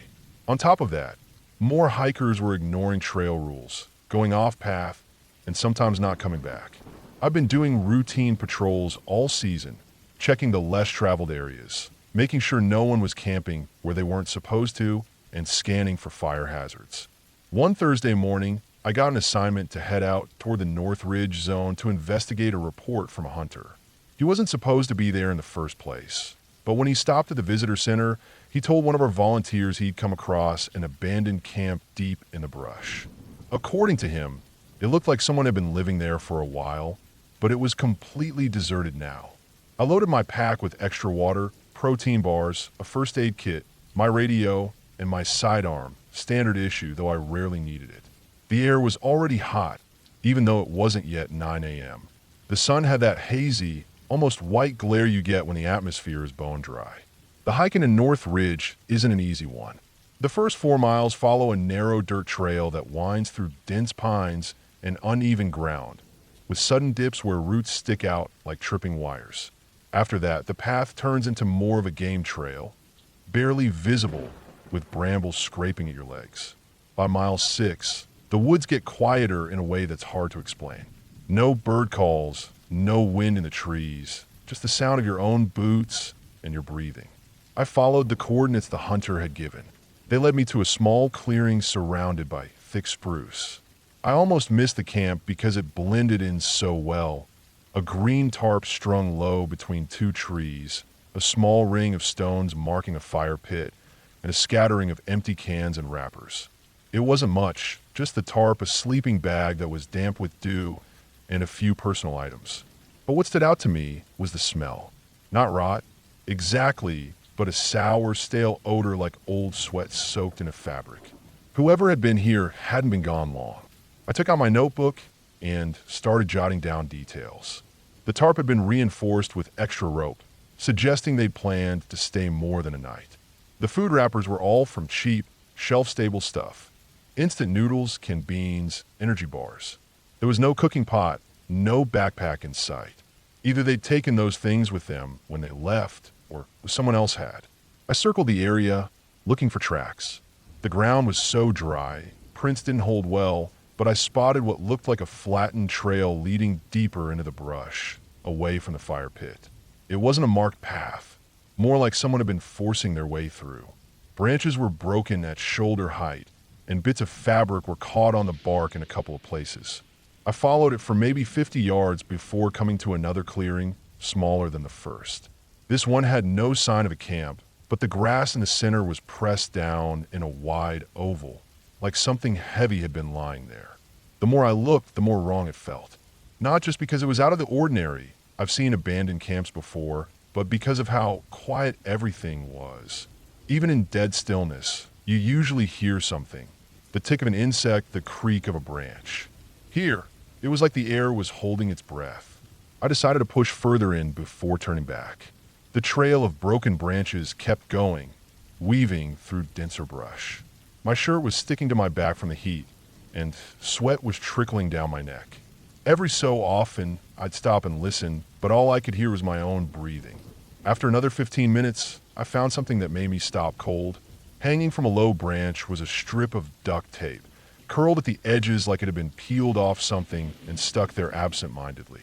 Under it, the dirt was scuffed up, and there was a half-buried plastic water bottle. One of those cheap gallon jugs, crushed flat. I crouched and pulled it out. There was still a bit of water inside, warm from the sun. The label was faded, but I could see that it was a generic store brand from a town about 40 miles away. That suggested the person, or people, out here weren't locals. I marked the spot on my GPS and radioed in my position, letting the station know I'd found signs of someone moving further into the zone. It told me to keep going, but be cautious. From here, the ground sloped downward, leading into a shallow ravine. It was shaded, cooler than the ridge above, but the stillness was even heavier here. I could see where someone had dragged something along the slope, twin lines in the dirt, spaced about 2 feet apart. My first thought was a sled or a makeshift litter, maybe used to carry gear. I followed the drag marks until they stopped near a tangle of roots at the base of a big cedar. That's when I noticed the other items scattered nearby. A torn shirt, the sole of a boot that had come off entirely, and a rusted folding knife lying half open. The knife blade was smeared with something dark, but I couldn't tell if it was rust or old blood. The air felt close here, like it was pressing down. I scanned the trees, every sense on edge. I didn't like how deep I was getting without knowing who I was tracking. I kept going, moving slower now, checking my back every few minutes. The ravine led to a narrow stream that barely trickled over rocks. Across it, I saw a patch of disturbed earth, freshly turned. It was about 4 feet long and 2 feet wide. The edges were rough, like it had been dug in a hurry. There was no smell, no sign of animals digging at it. But the shape, the length, was impossible to ignore. I didn't touch it. I just marked the coordinates, backed away, and radioed in again. This time, the tone from the station changed. They told me to return to the clearing and wait for backup. I retraced my steps as quickly as I could, without making noise, scanning constantly. Every shadow looked like movement. Every snapped twig set my nerves on fire. The hike back to the first clearing felt 10 times longer than the hike in. When I got there, I stayed in the open, facing the trail I'd come from, my hand near my sidearm. It took almost an hour for the other rangers to arrive. When they did, we went back in as a group to the site. I wasn't there when they opened the disturbed patch of dirt. The lead ranger told me to stay up top to direct any incoming vehicles, but later I learned what they'd found. It wasn't a body. Not exactly. It was a pile of burned clothing, melted plastic, and scraps of fabric that looked like parts of a sleeping bag. The smell had been trapped under the dirt, and when they dug it up, it hit them like a wall. Someone had tried to get rid of evidence out there. Whether it was from a crime or just someone covering their tracks after living in the woods illegally, we didn't know. But the fact that they'd been dragging gear, leaving personal items behind, and abandoning a camp told us they'd left in a hurry. We never found the person who made that camp. No missing persons in the area matched what we found, and the case was eventually filed as unresolved. But I still think about how fresh that camp had looked, how quiet the woods were, and how I felt like I was being watched the entire time I was out there. Sometimes when I'm on patrol near the North Ridge, I find myself stopping in the middle of the trail listening. And I swear, in that stillness, I can feel someone out there, just far enough away that I'll never see them, moving quietly, making sure they're always the one doing the watching.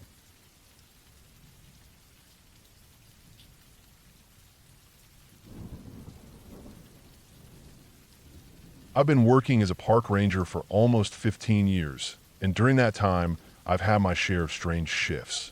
People tend to think that if you take away bears, mountain lions, or storms, there's nothing left to be afraid of out here. They imagine the forest as calm and beautiful, and yes, sometimes it is. But people forget that nature is only half the picture. The other half is people. And people can be unpredictable in ways that make storms and animals look easy to deal with. It was mid-September, a quiet time in the park. The summer rush was over. Families had gone home, and the only visitors left were the ones who didn't mind a little cold in the mornings and evenings. My shift that week was covering the northern section of the park. About 25 miles of trail, 2 small campgrounds, and a string of backcountry sites along a river. We don't patrol the whole thing on foot, of course. There's a truck for the main roads and trailheads, and then I use an ATV for certain interior areas where a full truck can't go. The days have been uneventful up until Thursday. That morning started like usual. I checked in at the station, grabbed the radio, went over weather reports, clear skies, no rain forecast, and headed out to make the rounds. The air was crisp, the leaves were just starting to turn, and the whole place smelled like damp pine and cold dirt. It was the kind of day that makes you glad to work outside. Around noon, I stopped by one of the smaller campgrounds to make sure everything looked good. There were only 3 sites in use. One was an older couple in a camper, another had 2 guys with mountain bikes, and the last site was empty but had a tent still set up. That last one caught my eye because there was food out on the picnic table, a cooler, some bread, and an open jar of peanut butter. Leaving food out is an easy way to get raccoons, squirrels, or even a bear sniffing around, so I made a mental note to check back later. By the time I looped back in the late afternoon, the tent was still there, but the cooler was gone. I figured maybe the camper had been out hiking and came back, cleaned up, and was now away again. I didn't think much of it. It wasn't until I got back to the station at 6 p.m. that something unusual came up. Dispatch had gotten a call from a woman who said her brother was camping in our park and hadn't checked in with her in 3 days. That's not unusual by itself. We get those calls all the time from worried family members. But she gave a description of his gear that matched the unattended campsite I'd seen earlier. She said his name was Darren, mid-30s, about 6 feet tall, average build, brown hair. He'd been planning a 3-day solo trip, starting Monday. By Thursday, she expected at least a text from him. I told dispatch I'd check it out again before heading home. Sunset was about an hour away, so I grabbed a flashlight and my pack and drove back out there. When I arrived, the campground was nearly empty. The couple in the camper were cooking dinner, the 2 bikers were sitting by a small fire, and Darren's site looked exactly the same as before. Tent still up, same sleeping bag inside, same few supplies laid out. What stood out was the silence. Usually you hear something, the sound of boots in the dirt, the crackle of a stove, or even just movement in the tent, but this site was still like no one had been there for a while. I walked around the site slowly, looking for signs of where he might have gone. His backpack was gone, which meant he might have gone for a hike.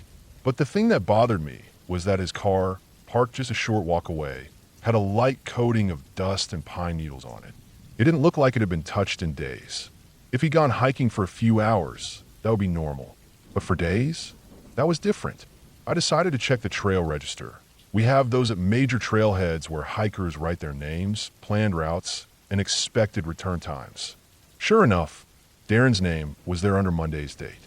His plan was to hike about 8 miles upriver to a backcountry site called Harlow Bend, camp there for a night, then come back the same way. That's a straightforward route along the river, with no confusing forks or tough terrain. In dry weather, it's considered an easy trail. The problem was that it had been 4 days. Even if something had delayed him, he should have been back by now. I radioed this in, told dispatch I'd be doing a quick run along the trail to see if I could spot him. By that point, the sun was dipping low, painting the tops of the trees orange. I grabbed my flashlight, a first aid kit, and enough gear for a cold night, just in case. The trail started out wide and flat, following the river's edge. The water was low this time of year, just a slow, steady flow over smooth stones. About 2 miles in, I saw my first sign that something wasn't right, a water bottle lying right in the middle of the trail. It was a decent bottle, not the kind you toss aside, and it still had water in it. I picked it up and saw a small DM scratched into the side with a knife. That matched the name Darren's sister gave me. I kept walking, moving slower now, scanning the ground and brush on either side. A mile further, I found a piece of torn fabric caught in a branch about shoulder height. It was green nylon, the kind you'd see on lightweight jackets or rain shells. The edge was frayed like it had been ripped. By now the sun was nearly gone, and the air had that sudden drop in temperature you get in the woods at night. I pulled out my flashlight and kept going, my breath visible in the beam. The woods felt different in the dark. Every rustle seemed louder, every shadow deeper. You noticed things you'd ignore in daylight. The uneven rhythm of water over rocks, the way branches creak against each other. I reached Harlow Bend around 8:30 p.m. The site was empty. No tent, no fire ring in use. Nothing left behind except a blackened circle of stones and a couple of old beer cans. I checked the ground with my light, looking for boot prints, but the dirt was packed hard for past campers. I did, however, find something just off the main clearing, a single hiking boot lying on its side. It looked like it had been there for a few days. The laces were still tied. That's when I decided it was too risky to push further in the dark. If Darren was out there and in trouble, stumbling around at night could just make things worse for both of us. I set up my small bivy sack near the fire ring, kept my flashlight within reach, and stayed put until morning. I didn't sleep much. Every small sound kept me half awake, branches snapping in the distance, the wind shifting through the trees, even the slow lap of the river on the rocks. Around 3 a.m., I thought I heard something like a faint call, but it was too far away and too muffled to tell if it was human or just the wind. At first light, I packed up and started upriver. The trail got narrower and rockier, with sections where you had to climb over fallen logs or skirt around boulders. About a mile past Harlow Bend, I found more signs, scuffed dirt where someone had slipped, a crushed patch of ferns, and then something that stopped me cold, a smear of dried blood on a rock about the size of my hand. From that point on, I moved carefully. I called out Darren's name periodically, pausing to listen. No response. Another half mile, and the trail climbed steeply before leveling out near a cluster of large granite slabs. On the far side, partly hidden in the brush, I found Darren. He was sitting upright, leaning against a fallen tree, one leg twisted at an unnatural angle. His face was pale, eyes half open, and when I reached him, I saw he was breathing but barely conscious. His skin was cold to the touch, and his lips had that bluish tinge that meant he was hypothermic. From what I could piece together later, he'd slipped on the rocky trail, broken his leg badly, and hit his head. He must have been trying to crawl back toward the main trail, but with the injury and no fire, he'd been stuck out there for days. His food was gone, his water bottle was the one I'd found, and the temperature had been dipping into the low 40s at night. I radioed for help immediately, gave my coordinates, and started doing what I could. Wrapped him in my emergency blanket, propped him so he could breathe easier, and stayed with him until the rescue team arrived. It took nearly 3 hours for them to reach us, and during that time, I kept checking his pulse, making sure he didn't drift off completely. He survived, barely. The doctors later said another night out there would have killed him. When they loaded him in the helicopter, he was too weak to talk, but his eyes were open and he seemed to know he was safe. The thing that stayed with me wasn't just how close he came to dying, but how easy it was for something simple to spiral into a disaster. He was an experienced hiker, had the right gear, picked an easy trail, told someone his plan, did everything right. And still, one bad step put him in the kind of danger most people can't imagine until they're living it. Every time I pass that section of trail now, I think about the water bottle, the torn fabric, the lonely boot. If I'd waited even a day longer, those would have been the last things anyone found.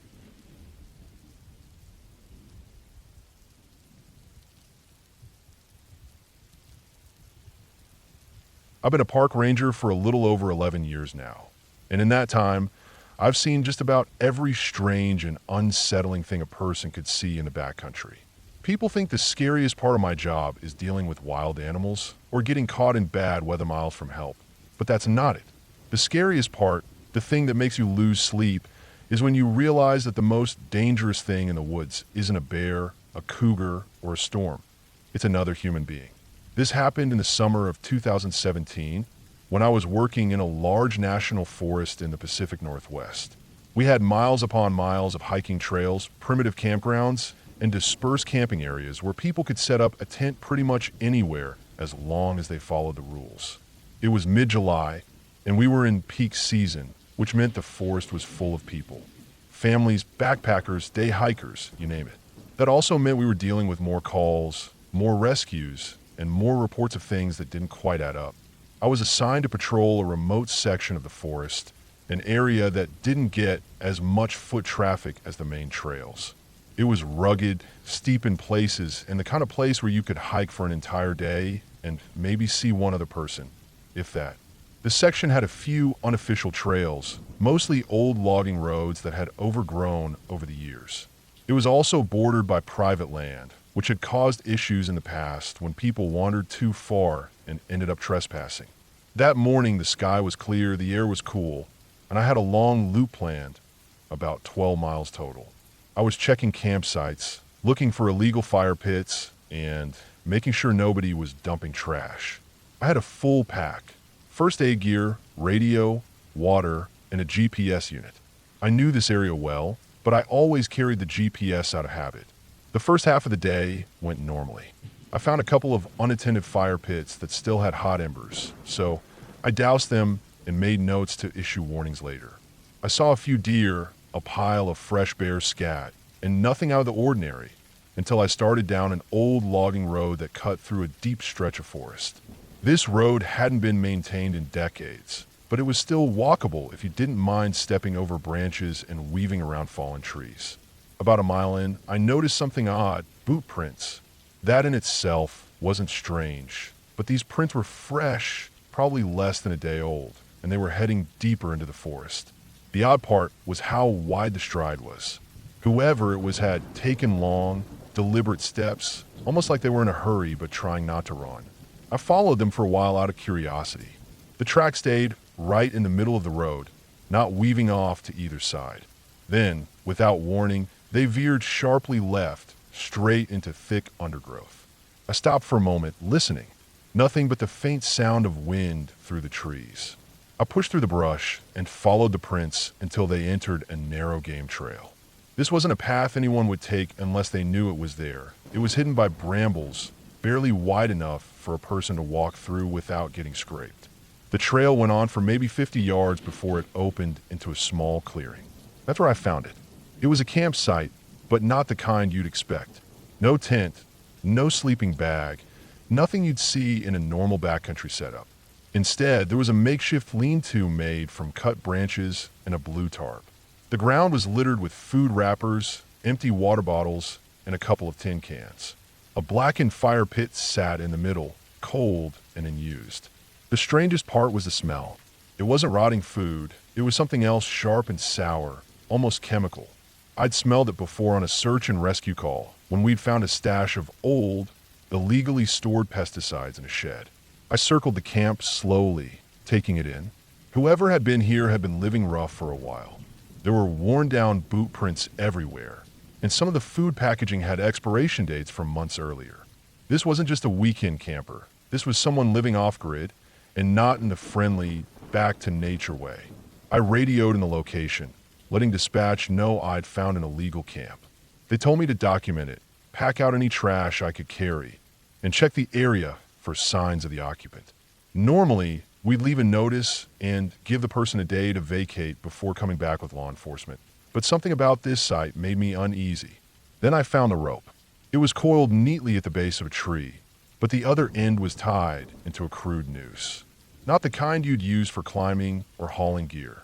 This was deliberate, shaped, and tightened. My stomach sank. I kept looking and found more unsettling things. A hunting knife with a chipped blade, duct tape, and an old metal toolbox full of random items, some nails, wire, and what looked like a broken pair of binoculars. No personal ID, no phone, nothing to tell me who this was. I decided to push deeper, see if the tracks led anywhere else. About 50 yards past the clearing, I saw something hanging from a tree, a plastic grocery bag, tied shut. I pulled it down and opened it. Inside were scraps of fabric, some stained dark brown. I don't know if it was dried blood, but it looked like it. That's when I noticed the quiet. The kind of quiet where even the wind seems to stop. I felt watched. I turned slowly, scanning the trees. Nothing moved. No sound of footsteps, no breaking branches. But the feeling stayed, crawling up the back of my neck. I decided I'd seen enough. I took photos, marked the GPS location, and started back the way I'd come. The whole time, I kept glancing over my shoulder. I didn't see anyone, but I couldn't shake the feeling that I wasn't alone. By the time I made it back to the old road, the light had changed. The sun was lower, shadows stretching long. I moved faster, wanting to get back to my truck before dark. When I finally reached it, I did my usual sweep to make sure nothing had been tampered with. That's when I noticed something that made my stomach not even tighter. On the hood of my truck, smeared in what looked like mud, was a handprint. It hadn't been there when I parked. I didn't wait around. I drove straight back to the ranger station and filed my report.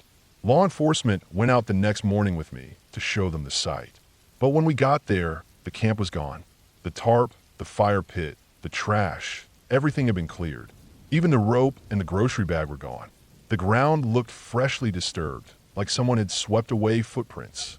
Whoever it was, they'd come back after I left. They'd seen my tracks. They knew I'd found them. We never found them. Over the next few weeks, there were a couple of reports from hikers who'd heard strange noises in that area or felt like they were being followed, but no one ever got a clear look. Eventually, the reports stopped. I still think about that day more than I'd like to admit. I think about the handprint on my truck, the feeling of being watched, and the fact that someone had been living out there, hiding, prepared with rope and duct tape. And I think about how easy it would have been for me to be the one who didn't come back.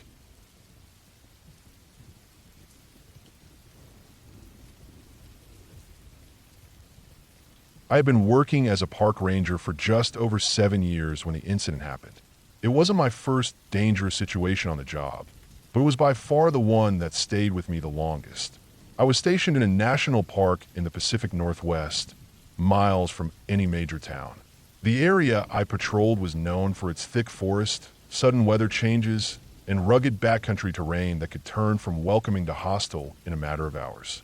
Most visitors came for hiking, fishing, or just to camp out under the stars. But every so often, I'd come across the type who underestimated the land. The type who thought they were tougher, smarter, or more prepared than they actually were. And that combination, in the wrong conditions, could be lethal. It was late September, the time of year when the days are getting shorter and the temperatures drop quickly after sunset. The summer crowds had thinned out. The roads that were once busy with campers and cars were now quiet, and most of the campsites were empty during the week. It was during this lull that I got the call about a missing hiker. The man had checked into the visitor center 2 days earlier, told the staff he was planning to hike along a long but popular loop trail that cut deep into the backcountry. He hadn't checked back out. While his rental car was still parked at the trailhead 2 nights later, his family, who hadn't heard from him, called the Rangers. By the time I got the call, daylight was already fading. I knew I wouldn't have much time to start searching before nightfall, but I also knew waiting until morning could mean the difference between finding him alive or not at all. I drove my truck up the winding access road to the trailhead. The air was cool and damp, smelling faintly of wet pine. Low clouds clung to the tops of the ridges, and the wind hissed through the treetops in bursts, fading just as quickly as it came. At the parking lot, the man's rental car was parked off to the side. There was condensation on the windows and a thin layer of pine needles scattered across the hood, suggesting it hadn't moved in days. I noted the license plate, wrote down the details for the report, and strapped on my pack. I carry my standard gear: GPS unit, radio, first aid kit, flashlight, extra layers, and enough food and water to last me at least a day in case I had to stay out overnight. The trail started with a steady climb through a stand of Douglas fir and western hemlock. The ground was damp, the soil dark and spongy from recent rain. I moved quickly, scanning the ground for footprints or any sign of passage. The trouble with this time of year was that fallen leaves covered almost everything, and between the wind and the occasional rain showers, any tracks could disappear fast. The deeper I went, the quieter it got, the sounds of the road fading until all I could hear was the crunch of my boots and the occasional creak of tree trunks shifting in the wind. About a mile in, I noticed something odd: a torn piece of fabric snagged on a low branch along the trail. It was bright orange, like part of a jacket or backpack strap. I pulled it free and studied it. The edges were frayed, and the fabric was damp but not soaked through, which meant it had likely been there less than a day. I marked the location in my GPS and kept moving. The trail wound higher into the foothills, the air getting cooler and thinner. By the time I reached the ridge, daylight was slipping fast. I pulled out my flashlight, but kept it off for now, letting my eyes adjust. The forest was dense here, the trail barely more than a narrow cut through the undergrowth. I moved carefully, listening for anything out of place: a shout, movement, even the sound of rushing water that might indicate the hiker had tried to follow a creek and gotten stuck. Around the 3-mile mark, I spotted a fresh boot print in a patch of soft mud beside the trail. It was large, maybe a men's size 11 or 12, and heading deeper into the loop. The problem was this section of the trail was remote enough that if the man had gotten into trouble past this point, it could take hours just to reach him. I radioed in my position and the find, letting the station know I'd likely be returning after dark. The terrain started to change as I pushed on. The trail dipped into a series of narrow gullies, the kind that could funnel cold air and make the temperature drop faster than you'd expect. My breath fogged in the beam of my flashlight now. I checked my watch. If I didn't find anything in the next hour, I'd have to decide whether to turn back or set up a temporary camp and wait for first light. About half an hour later, I found a first real sign of trouble. Down in a small ravine just off the trail, I spotted something pale against the dark ground, a crumpled food wrapper. I climbed down to it, careful not to slip on the wet leaves. It was an energy bar wrapper, the kind you'd bring on a long hike. Not litter, most hikers are better than that, which meant he'd either dropped it while eating or in a hurry. I scanned the area with my light and spotted another wrapper maybe 10 feet away, then a third. They led downhill, away from the trail. I didn't like it. This wasn't a place you'd wander off casually. The slope was steep, the ground unstable. I debated for a moment, then followed the trail of wrappers.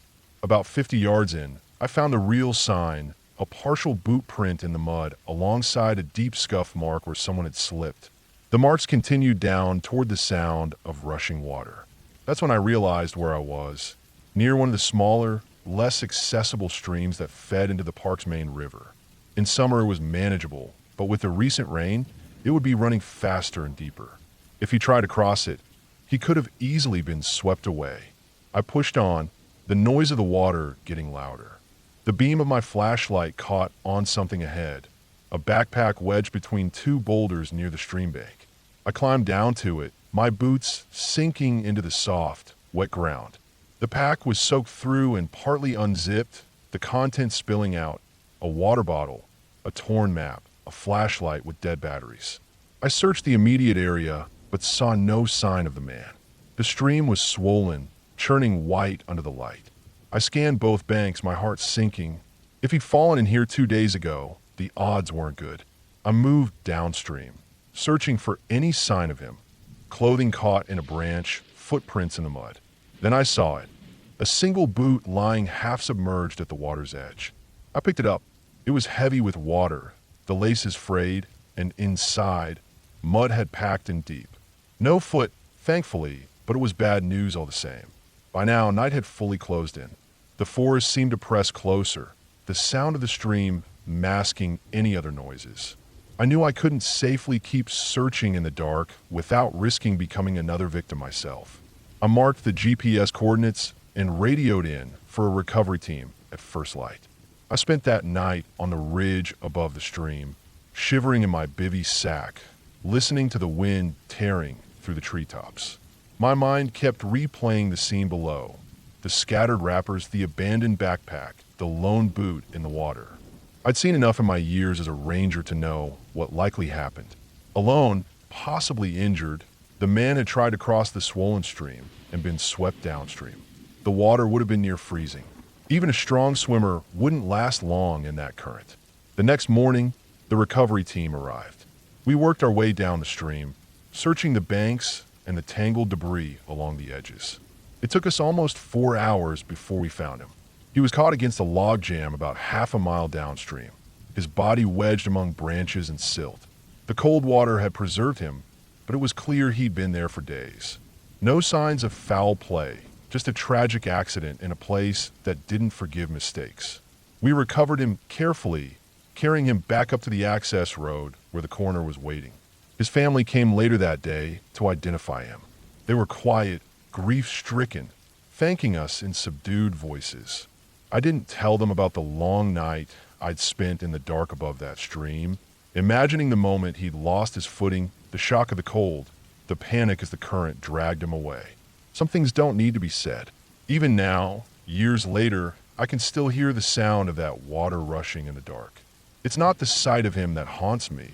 It's the silence that came after we pulled him free, the way the forest just kept on moving, indifferent to what had happened. Out here, the land doesn't care about your plans, your experience, or your intentions. If you make one wrong move, it will take you without warning and without mercy. And that night, I learned again how quickly it can happen and how easily any one of us could be next.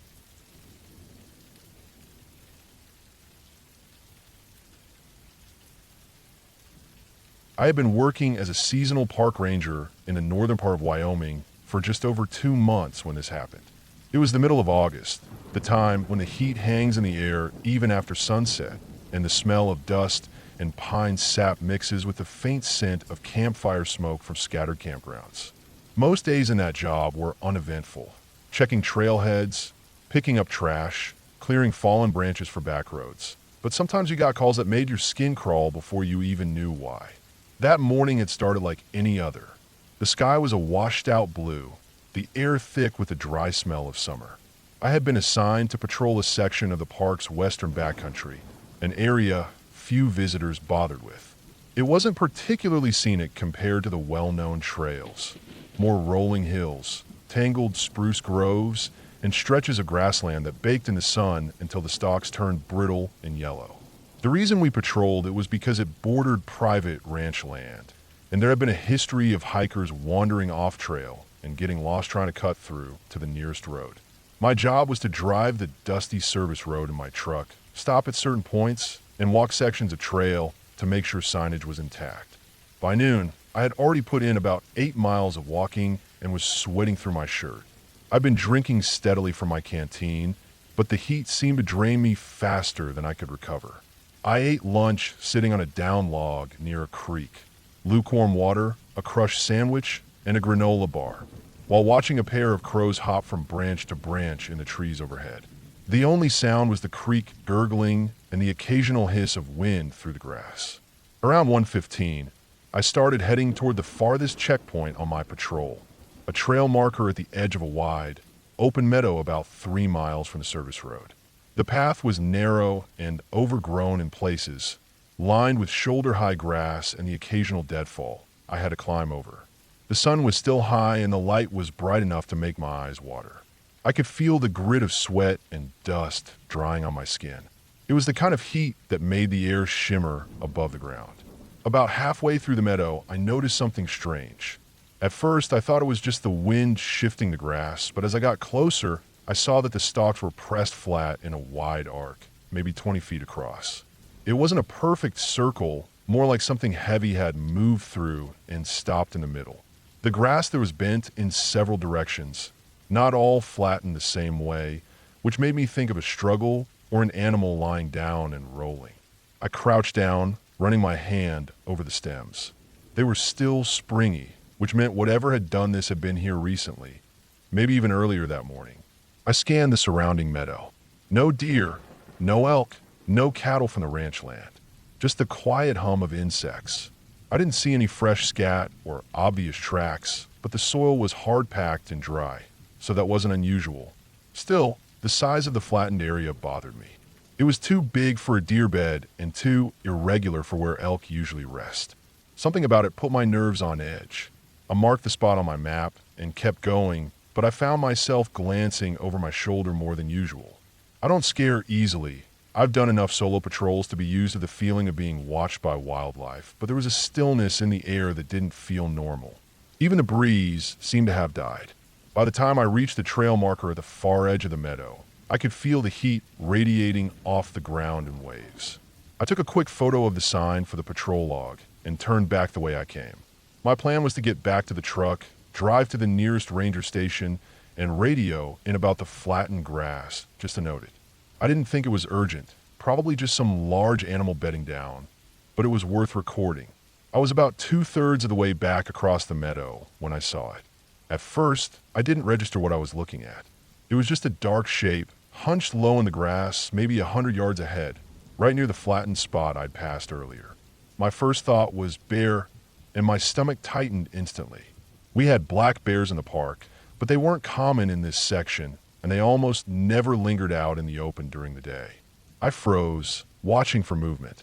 The shape didn't shift or turn. It just stayed there, low to the ground, almost blending in. I slowly lifted my binoculars from my pack and focused on it. My pulse jumped. It wasn't a bear. It wasn't even an animal. It was a man. He was lying flat on his stomach in the grass. His head turned slightly toward me, but not enough for me to see his face clearly. He wore a faded brown jacket and dark pants, and there was something about the way he was positioned, still deliberate, that made the hair on the back of my neck stand up. He wasn't resting. He wasn't injured. He was hiding. I lowered the binoculars and just stood there for a second, trying to decide what to do. This wasn't normal.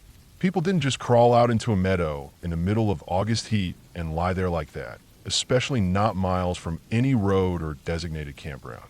My training said to announce myself from a safe distance, but my instincts screamed not to. Something in me knew that if I called out, I might regret it. I adjusted my route, angling away toward the tree line on the opposite side of the trail. I kept my eyes on him the whole time. He didn't move, not even when I disappeared into the shade of the trees. Once I was under cover, I picked up my pace. My plan was to circle wide, get back to the service road without crossing that open ground again. It would add an extra mile and a half to my hike, but it felt worth it. I could radio for another ranger to come check the spot with me later. Better to have backup.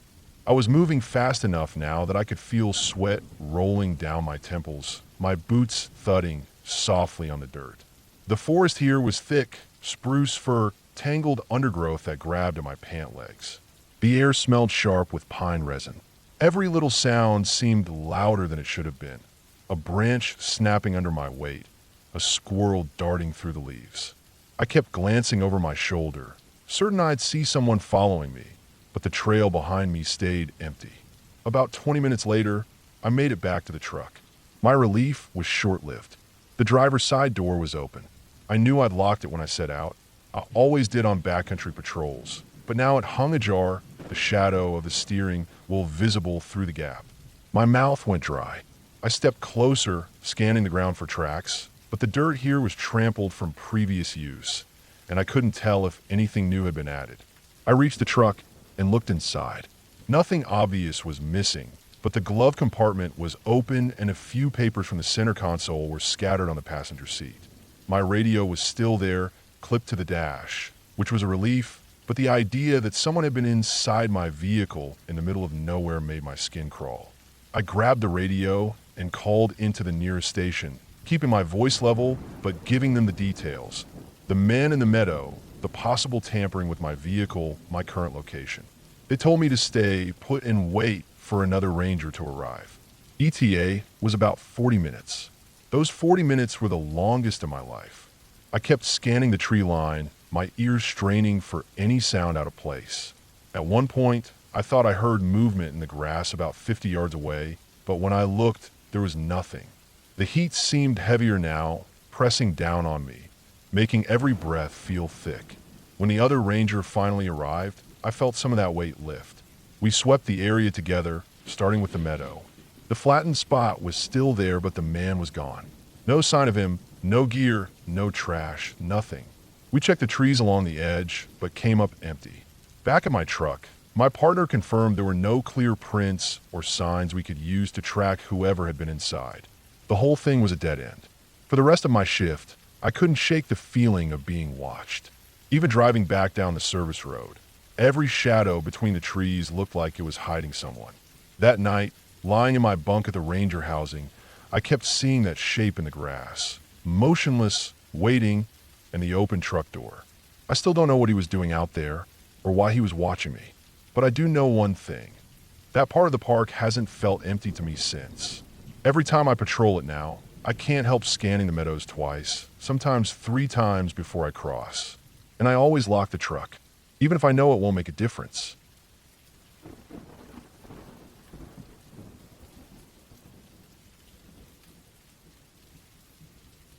I have been working as a park ranger for many years. Long enough to know that the woods don't need ghosts or monsters to be dangerous. The land itself, with its weather, terrain, and hidden dangers, can take a person's life if they're careless. Over time, I've gotten used to the long hours, the isolation, and the quiet. But one shift in particular still stands out in my mind as the most unsettling experience I've ever had on the job. Not because of anything supernatural, but because of how quickly a situation can spiral out of control in the wilderness. It was early October, one of those days when the air has a sharp bite to it, and the leaves are mostly on the ground. The forest floor was a patchwork of orange, brown, and yellow, and every step I took sent a dry crunch up into the air. I was assigned to patrol the northern section of the park, an area that didn't see as many tourists because it was harder to reach. The trails there were rougher, narrower, and less maintained, and beyond those trails were stretches of backcountry that we mostly left alone except for occasional checks. The day had started quietly. I parked my truck near the trailhead and hiked in with my standard gear. First aid kit, map, GPS, extra water, and my radio. There were no reported incidents in the area, so I was expecting an easy day. My job was to check for any signs of illegal hunting, damaged trail markers, or campers who had overstayed their permits. The northern section was quiet enough that it sometimes felt like another world, far removed from the visitor centers and picnic areas where families gathered. After about 2 hours, I was deep enough into the woods that I hadn't heard another human sound in a long while. Just the wind moving through the bare branches, the occasional squirrel darting through the undergrowth, and the distant caw of a crow. That was when I noticed something odd on the side of the trail, a single hiking boot, lying on its side with the laces still tied. At first, I thought someone might have dropped it from their pack, but it didn't look like it had been carried. It looked worn, with mud still clinging to the sole. I made a mental note of it, but didn't think too much yet. People lose things all the time in the park, and the northern section occasionally saw solo hikers who weren't great at keeping track of their gear. About 20 minutes later, I found something else, a crumpled plastic water bottle, dented and partly buried in the leaves. This time, it was a brand I recognized, the kind we sold at the visitor center. I started to feel that familiar tightening in my stomach. A boot could be nothing. A bottle could be nothing. But two unrelated items, close together and far from the main trails, usually meant someone had gotten themselves into trouble. I switched on my radio and gave a quick update to dispatch, letting them know I might be following up on a possible lost hiker situation. There was no official missing persons report for the day, but sometimes people don't check in when they should. The trail in that section wound upward along the side of a steep ridge. As I climbed, I began noticing more signs: a broken trekking pole, a granola bar wrapper, a single glove. It wasn't a straight line of items, but it wasn't scattered enough to be random litter either. Each object felt like a breadcrumb leading me deeper into the woods. I decided to step off the main trail and follow what looked like a faint footpath heading north. It wasn't an official route, probably just a game trail, but I could see occasional boot prints in the soft soil, though they were faint and smudged. Whoever left them had probably been moving in a hurry. The prints angled downward, away from the ridge, into a dense patch of forest where the canopy made the light dim and gray. About 40 minutes into this off-trail search, I came to a narrow clearing where the ground dipped slightly, forming a shallow basin. It was quiet in a way that made the hair on my neck stand up. Not a single bird call or rustle of leaves, just dead still air. On the far side of the basin, I spotted a backpack leaning against a fallen log. The straps were twisted and the zipper was halfway open. A jacket was crumpled beside it, damp from the ground. I scanned the area for any sign of the owner, but the clearing was empty. I crouched by the pack and checked inside. It had some food, a flashlight, and a folded map of the park, but no phone. The flashlight's batteries were dead. The food was untouched, which told me either the hiker had left in a hurry or had been separated from their pack unintentionally. At this point, I was certain something was wrong. The lack of recent weather damage to the gear suggested it had been here less than 24 hours. I radioed in again, gave my coordinates, and let dispatch know I was beginning a focused search in the area. They told me to be cautious and that backup could be an hour away given my location. The light in the forest was fading faster than I liked, even though it was only mid-afternoon.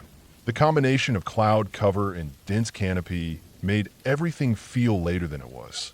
I widened my search pattern, circling the clearing and looking for any signs of movement.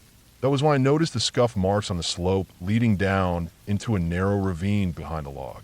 They were deep enough to suggest someone had slid or stumbled down in a hurry. I moved carefully down the slope, testing each step so I wouldn't end up falling myself. At the bottom, the ground was muddy, with a trickle of water winding through the leaf litter. The air smelled damp and heavy. A few yards downstream, I saw what looked like a piece of fabric caught on a branch, a torn strip from a blue shirt. Nearby, the mud was churned up as if someone had been struggling to stand. I called out, not for a conversation, just a sharp, loud call to announce my presence, but the sound died quickly in the stillness. I scanned the ravine for movement, listening for any shift in silence. Then I noticed a fresh set of prints heading further along the watercourse. The edges of the prints were still collapsing slightly, meaning they couldn't be more than an hour or two old. I followed them. The ravine narrowed, the walls closing in until I had to walk single file, my shoulders brushing damp rock on either side. The footing was uneven, slippery with moss, and I had to focus to keep from losing my balance. I moved steadily, checking my map occasionally to make sure I was still within park boundaries. Though out here, the lines on a map felt abstract compared to the reality of being boxed in by stone and mud. After maybe 15 minutes, I rounded a bend and stopped dead. Up ahead, wedged awkwardly against the base of the ravine wall, was a man. He was sitting but slumped forward, his arms hanging loosely. He wore a blue shirt, ripped at the side, and one boot. The other foot was bare and muddy. His face was pale, and even before I got close, I could see he was breathing, but barely. I approached slowly, assessing him the way I'd been trained. No visible bleeding, but his ankle was swollen badly, and he looked severely dehydrated.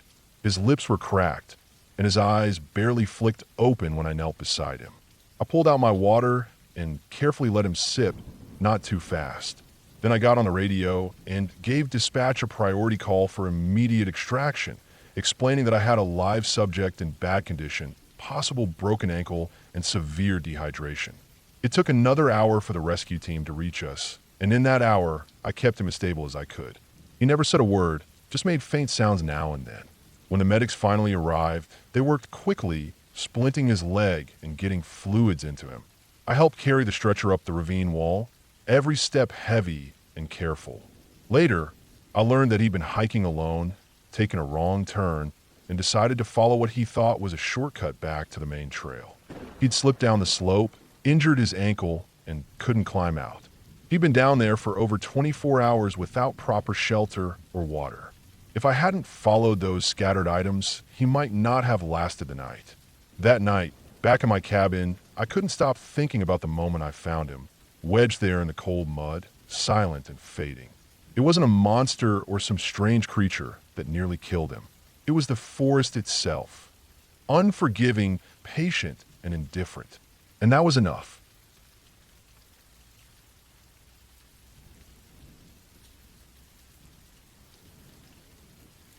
I had been working as a park ranger for about 6 years when the incident happened. It was early September, the kind of time when the air turns cooler at night, but the days can still be warm enough to trick you into thinking summer hasn't left yet. The park I worked and stretched over tens of thousands of acres, most of it thick forest, steep ridges, and long stretches of trail that could take a person hours to hike. We had lakes, streams, rocky cliffs, and a mix of open meadowland and dense stands of pine and spruce that seemed to swallow light when the clouds rolled in. It was a Tuesday, quiet in terms of visitors. Most families had gone back to normal life after the summer holidays, and the only people out on the trails were either retired folks looking for peace or solo hikers who preferred to avoid crowds. My shift started at sunrise, as usual. I had a list of maintenance checks and patrol routes to do, nothing unusual on paper. The first half of the day was uneventful. I drove the truck up to the north entrance, checked the trailhead signs, made sure the bear warning notices were still posted, and cleared a fallen branch that was half blocking one of the side paths. Around noon, I stopped by a small ranger station we had deep inside the park, about 15 miles from the main road. It wasn't staffed full-time, just a supply point for us, basic first aid, maps, some non-perishable food, and a radio connection if needed. I grabbed a quick lunch, filled my canteen, and started the second part of my patrol. The plan was to hike a 6-mile loop trail called Rock Hollow, then check a small spur path that had been reported as overgrown. Rock Hollow was known for being a little tougher than most trails, narrow in places, with a few steep switchbacks and an uneven surface full of loose rock. It was beautiful but demanding. The whole time I hiked, I kept hearing the distant sound of the wind in the trees and the occasional crack of branches far off, maybe from deer. Nothing unusual. I remember the first time I felt like something was wrong. I was about halfway through the loop, moving along a narrow ridge section where the drop on one side went down, maybe 50 feet in a thick brush. The air was still, no wind now, and I noticed that it was silent. Not just quiet, completely still. No bird song, no insect noise, nothing. In a forest, that kind of silence is unnatural. It usually means either a predator is nearby or something has disturbed the area. I slowed down, scanning the trees, my eyes moving from the trunks to the undergrowth and back up to the branches. I didn't see anything moving. My boots crunched softly on the dirt and gravel, the only sound I could hear. I told myself it was probably nothing, just one of those lulls you get sometimes when the wildlife moves on. The next thing was the smell. At first, it was faint, almost like damp earth mixed with something sour. Then, as I continued along the trail, it grew stronger, sharper. It was the smell of decay. I've come across dead animals before. Deer that didn't survive the winter, smaller mammals taken by predators, but this smelled stronger and fresher, like something had died recently and close by. I scanned again and eventually spotted something down the slope to my right. About 30 feet off the trail, tangled in the undergrowth, was what looked like the body of a deer. Its side was torn open, ribs showing, and flies were swarming in thick clouds. The body looked like it had been there maybe a day at most. The strange part wasn't the deer itself. It was the way the ground around it looked disturbed, as if something had been dragged through the dirt and brush. The path of flattened plants was wide, wider than a person, and it didn't lead toward the trail. It led deeper into the forest, toward a denser section that wasn't marked on any route. I made a mental note to come back and log it properly, maybe set up a trail cam to see what was scavenging in the area. For now, I stuck to my patrol route, but that uneasy feeling stayed with me. By the time I finished the rock hollow loop, the sky had started to darken, not from sunset, but from clouds rolling in. The air felt heavier, like rain was coming. I still had to check the spur trail, so I pushed on. The spur trail was rarely used, just a narrow path cutting off from the main route. It was overgrown, with tall grass and saplings starting to reclaim it. My job was to assess if it needed clearing or if we should close it off entirely for the season. The deeper I went, the darker it got. The canopy here was thick, branches overlapping so much that barely any light made it through. About 10 minutes in, I found more signs that made my stomach tighten. Another smell of decay, stronger this time. I followed it a few feet off the trail and saw something that didn't sit right at all. It wasn't another deer. It was a black bear cub, dead, its body partly eaten. Bears are dangerous enough when alive, but a dead cub means the mother might be nearby. And if she found me, it wouldn't matter if I was a ranger or not. She'd see me as a threat. I backed away, carefully, eyes scanning the undergrowth. No sign of the mother. The body was fresh, too fresh. I didn't even hear flies yet, just the oppressive silence again. That's when I noticed something else. The ground here wasn't just disturbed, it was torn up. Claw marks scored into the dirt, deep enough that I could put my fingers inside them. Whatever made them was big, bigger than the mother of this cub would have been. I had seen mountain lion tracks before and black bear tracks, but these were different, wider, deeper. I crouched and studied them. The shape didn't match anything I knew exactly. At this point, I decided to cut the inspection short. I turned back toward the main trail, keeping my pace steady but my senses on full alert. The silence was suffocating. My own breathing sounded too loud. When I was about a quarter mile from the main loop, I heard it. A sound like something heavy moving through the brush. Not walking, but pushing, breaking branches as it went. It was behind me, too far back to see, but close enough that I could tell it was large. I kept moving, not running, but faster now. The noise followed, keeping pace. Every time I tried to listen closely, it stopped, only to start again when I moved. The moment I hit the main trail, I felt a strange rush of relief, like I made it back to some kind of safety. But I knew I still had miles to go before I reached the station. I kept my head down and pushed forward, every so often glancing over my shoulder. It wasn't until I was within sight of the station that I realized the woods had gone back to normal. I heard birds again, wind in the branches, the distant sound of water from a nearby stream. It was like whatever had been following me had stopped once I left that section of trail. When I got inside the station, I checked in on the radio and logged my findings. I didn't mention being followed, not in those words, but I did mark the area as needing immediate review.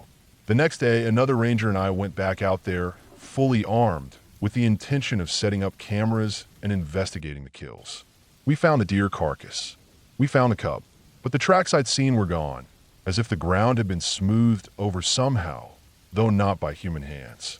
And in the exact spot where I'd first smelled the decay, there was nothing at all. No signs of scavengers, no evidence to explain what I'd heard. That section of trail is closed now. Officially, it's due to maintenance and safety concerns. Unofficially, I don't go near it anymore, and I've worked enough seasons to know when a place doesn't want you there. Whatever was in those woods that day, it was real, and it wasn't the kind of thing you want to meet twice.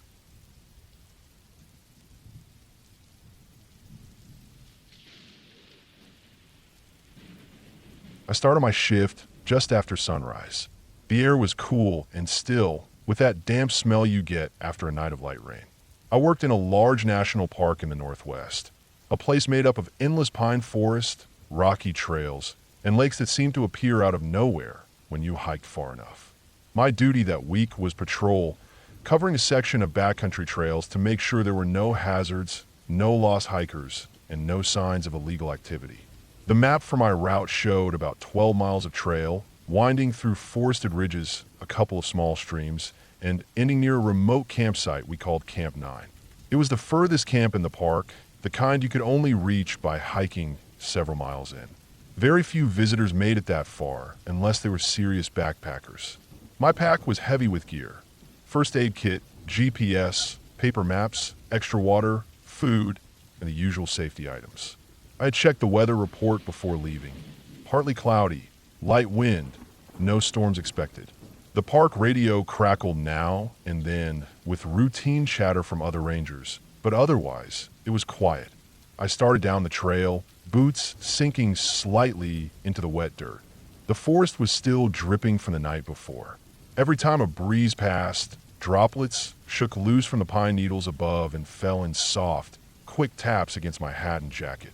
The ground had that dark, rich color that only comes when it's damp, and it made every footprint sharp and clear. The first couple of miles were uneventful. I checked a few trail markers and replaced one that had fallen.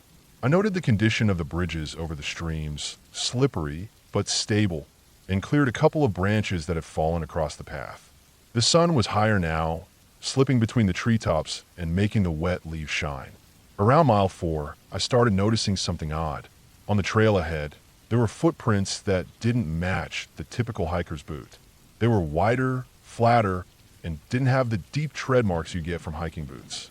They looked like the soles of cheap sneakers, thin, worn down. I stopped and crouched, tracing the edges with my eyes.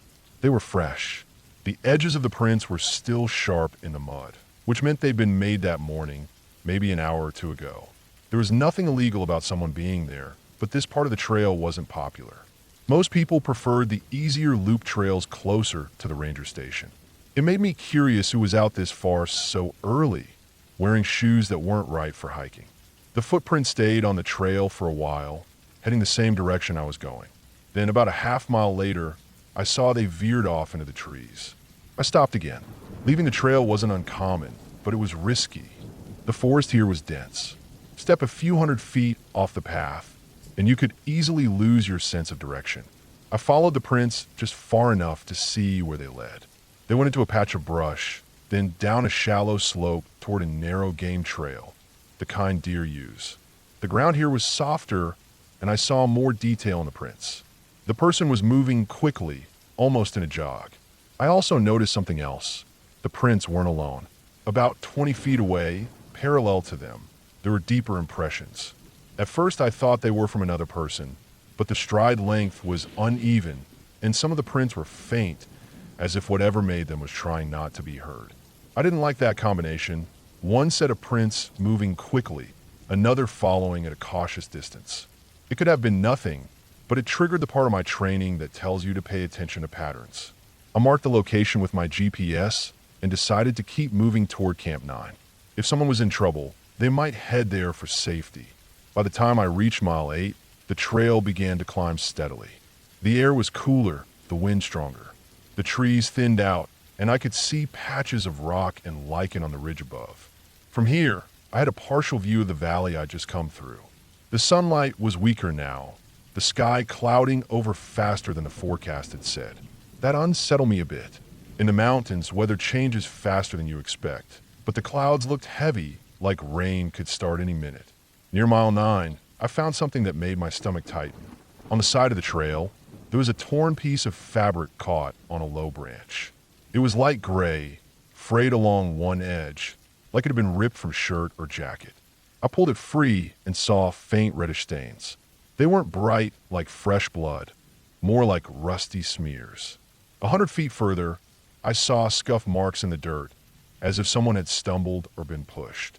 Pine needles were crushed flat in odd patterns, and there were 2 separate drag marks leading off into the woods. My first thought was an animal encounter, but the drag marks were straight, not the erratic tearing you'd see from something being hauled by a predator. This looked deliberate, like a person had pulled something or someone along the ground. I took my radio and called to my location, telling dispatch I'd found signs of possible distress and would investigate. The reply was short and calm, asking me to keep them updated. The drag marks led downhill into the thicker trees. I moved slowly, scanning the ground and listening. The forest was unnervingly quiet now. No bird calls, no rustling leaves, just a faint hiss of wind. I followed the marks for maybe 50 yards before they disappeared into an area of churned dirt and broken branches. Whatever had happened here had been brief but intense. In the center of the disturbed ground, I found a crushed plastic water bottle, still wet inside, and a shoe. A cheap sneaker, the kind you'd find in a bargain bin, its canvas torn and sole partly peeling. I picked it up, saw a faint smear of mud, and that same rusty discoloration on the fabric. I kept going, searching for more signs. About 200 feet from the shoe, I came to a narrow clearing. The ground here sloped sharply toward a ravine, maybe 15 feet deep. At the bottom was a jumble of rocks and fallen branches. And lying halfway down, tangled in the brush, was a sleeping bag, unrolled, dirty, and partially unzipped. It was empty, but around it were scattered items. A crumpled wrapper from an energy bar, a dented metal mug, and a small nylon backpack with one strap torn. The pack was open, and inside were a few clothes, a flashlight with no batteries, and a folded piece of paper. I unfolded it carefully. It was a map, not of the park, but of a nearby county. Certain areas were circled in red ink, including a couple of spots inside the park boundary. One of them was Camp 9. I stood there a long moment, the wind picking up, the first drops of rain starting to fall. It was clear now that someone had been staying out here, far from any designated campsite, and not just for recreation. This wasn't a backpacker's setup. It was too haphazard, too desperate. I radioed again, reporting the location and my intent to head toward Camp 9 in case whoever was involved had gone there. My pace was quicker now. The rain came steady by the time I reached the final mile. The trail was slick and water streamed in thin lines down the slope. I kept my eyes scanning the ground, looking for more prints, but the rain was erasing everything fast. Camp 9 was empty when I arrived. The 3 tent pads were bare, the fire ring cold. The metal bear box for food storage was open and empty. I checked the logbook kept in the small trail shelter. No one had signed in for over a week. I circled the perimeter of the camp and found one thing that stood out. Fresh mud on the wooden steps leading up to the shelter, shaped in the same flat sneaker prints I'd seen earlier. They went up to the shelter, but there were no prints leading away. Inside the shelter, in the far corner, I found a pile of leaves and pine needles someone had tried to use as bedding. The leaves were still slightly warm to the touch, which meant they'd been compressed recently, probably within the last couple of hours. Whoever had been here had left just before I arrived, heading into the rain. I spent another half hour searching the area, but with the rain coming down harder, the trail was washing clean. No more footprints, no more clues. By the time I turned back toward the station, the light was fading and the temperature had dropped. The rain was constant, soaking through my jacket. The forest felt heavier, the air colder. When I finally got back and filed my report, the search team went out the next morning in better weather. They followed the same route, checked the ravine, the shelter, and every side trail for miles. They found nothing. No person, No gear, no fresh signs. It was as if the rain had washed not just the tracks away, but the entire trail of evidence. All that remained in the evidence locker was the shoe, the torn fabric, and the map with its red ink circles. No one ever came to claim them. For the next few months, I thought about it every time I patrolled that section. I'd scan the brush, listen for footsteps, look for any scrap of clothing. But I never saw another sign. Whoever had been out there, whether they were running from someone or something more ordinary but just as dangerous, was gone. And the strange thing was, the more time passed, the more I realized the part that unsettled me most wasn't the footprints or the drag marks. It was the fact that when I'd reached Camp 9, I was almost certain they'd been watching me from somewhere close by. Not running, not calling for help.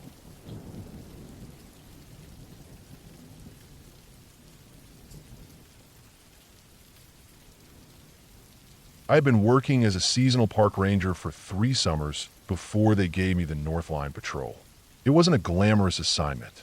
The North Line was a 42-mile stretch of remote boundary between our park and a stretch of private land owned by a timber company. There were no tourist trails, no overlooks, no gift shops. Just an unmarked, winding dirt road broken in places by gates, switchbacks, and crude logging spurs. The work out there was lonely. My job was to drive the old park truck as far as I could, check the gates, make sure no one was illegally cutting timber, dumping, or poaching, and then hike into the sections that were only accessible on foot. It was the sort of assignment where you didn't see another person all day. And if you did, it was probably someone you wish you hadn't. I was 29 that summer, still young enough to enjoy the solitude, but old enough to know it had teeth. The North Line smelled different than the rest of the park. Down south where the tourists hiked, the air carried the scent of pine and wet dirt, and you could always hear the hum of distant voices or a jet overhead. The North Line had no background noise. No hum, no chatter, just wind, creaking trees, and the occasional crack of a branch falling somewhere deep in the brush. The dirt road up there was half washed out in places. I had to drive slow, keeping one tire up on the higher side to keep from slipping into the ruts. The old Ford Ranger of the park gave me rattled like loose cutlery every time I hit a rock. I stopped at the first gate around mile 12. It was just a bent steel frame with chain and padlock, separating our land from the timber company's property. The lock was intact. I took photos for the log, marked the GPS coordinates, and drove on. It was at mile 19 when I noticed the first real trouble. Someone had driven a quad or dirt bike along the side of the road, cutting deep, fresh grooves in the soft dirt. That wasn't unusual, but the tire tracks didn't stop at the next bend. They kept going and then split off into a disused service road that hadn't been maintained in years. I parked the truck at the bend and went on foot carrying my pack, GPS, and the big park radio. The service road was choked with alder saplings, but the tire tracks crushed them down like matchsticks. The ground was soft from a recent rain, and I could see the tread marks clearly. They went about half a mile in before I found something that made me stop. A pile of sawdust and fresh wood chips, still pale yellow and smelling sharp. That meant recent cutting. Someone had felled a tree here, but there were no stumps visible on the road itself. I followed the chips into the brush. There, about 30 yards in, was a massive old cedar, maybe 200 years old, lying on its side. The trunk was cut into sections, the ends raw and clean. Whoever did it had stripped most of the limbs and left them scattered, but the bulk of the trunk was gone, hauled out probably in sections by ATV. Timber theft wasn't new to us, but seeing a tree this size taken so far, it meant someone had been working here for a while. I marked the location and followed the ATV tracks further.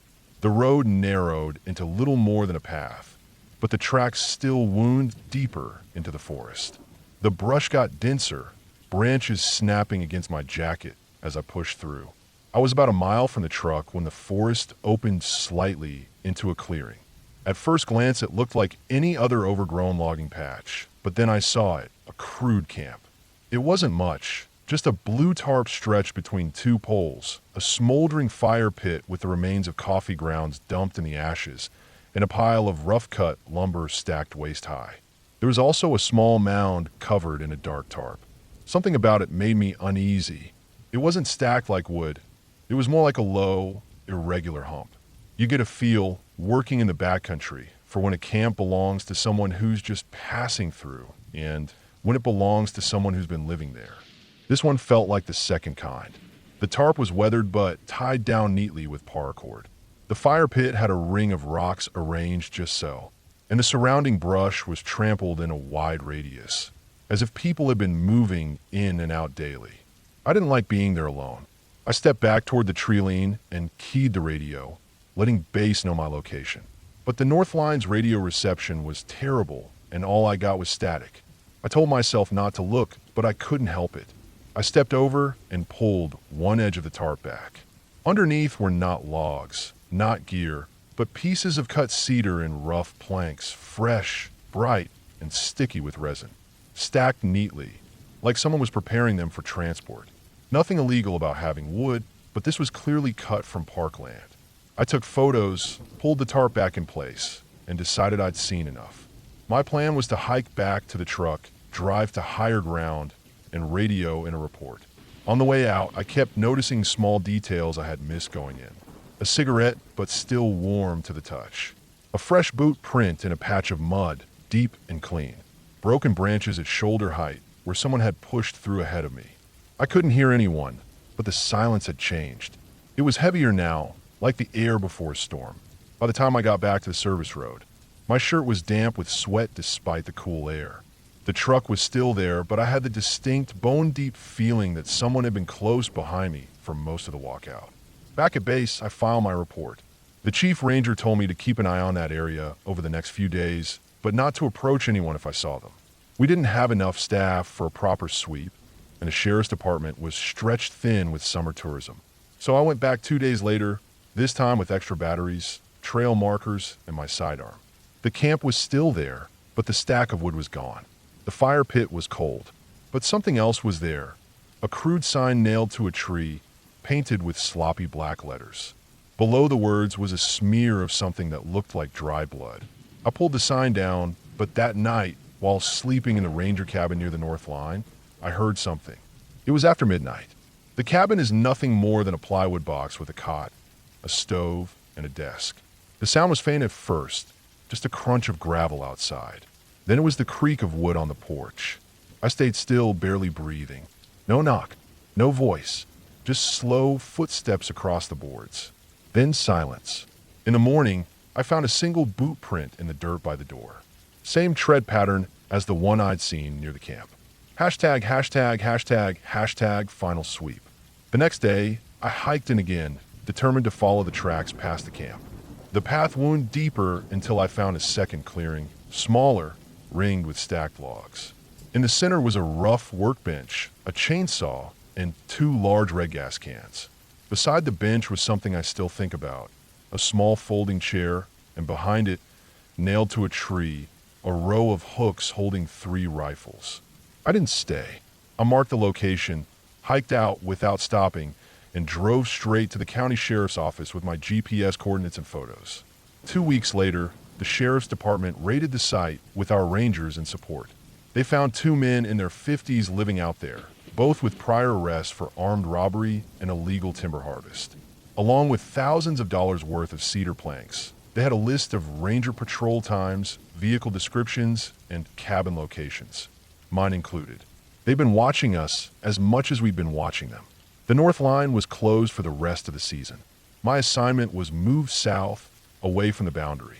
I still think about that night on the porch, about how easily that thin plywood door could have given way, and about how, if I'd pushed just a little further into their operation that first day, there's a chance I wouldn't have walked back out at all.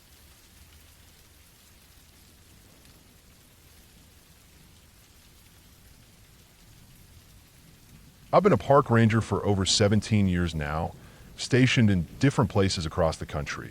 But the incident I'm about to recount happened about 8 years ago when I was assigned to a remote section of canyon land in the Southwest. It's the kind of place where the land stretches on for miles with no towns in sight, where the sun bakes everything during the day, and at night the temperature drops so sharply it feels like someone opened a freezer door.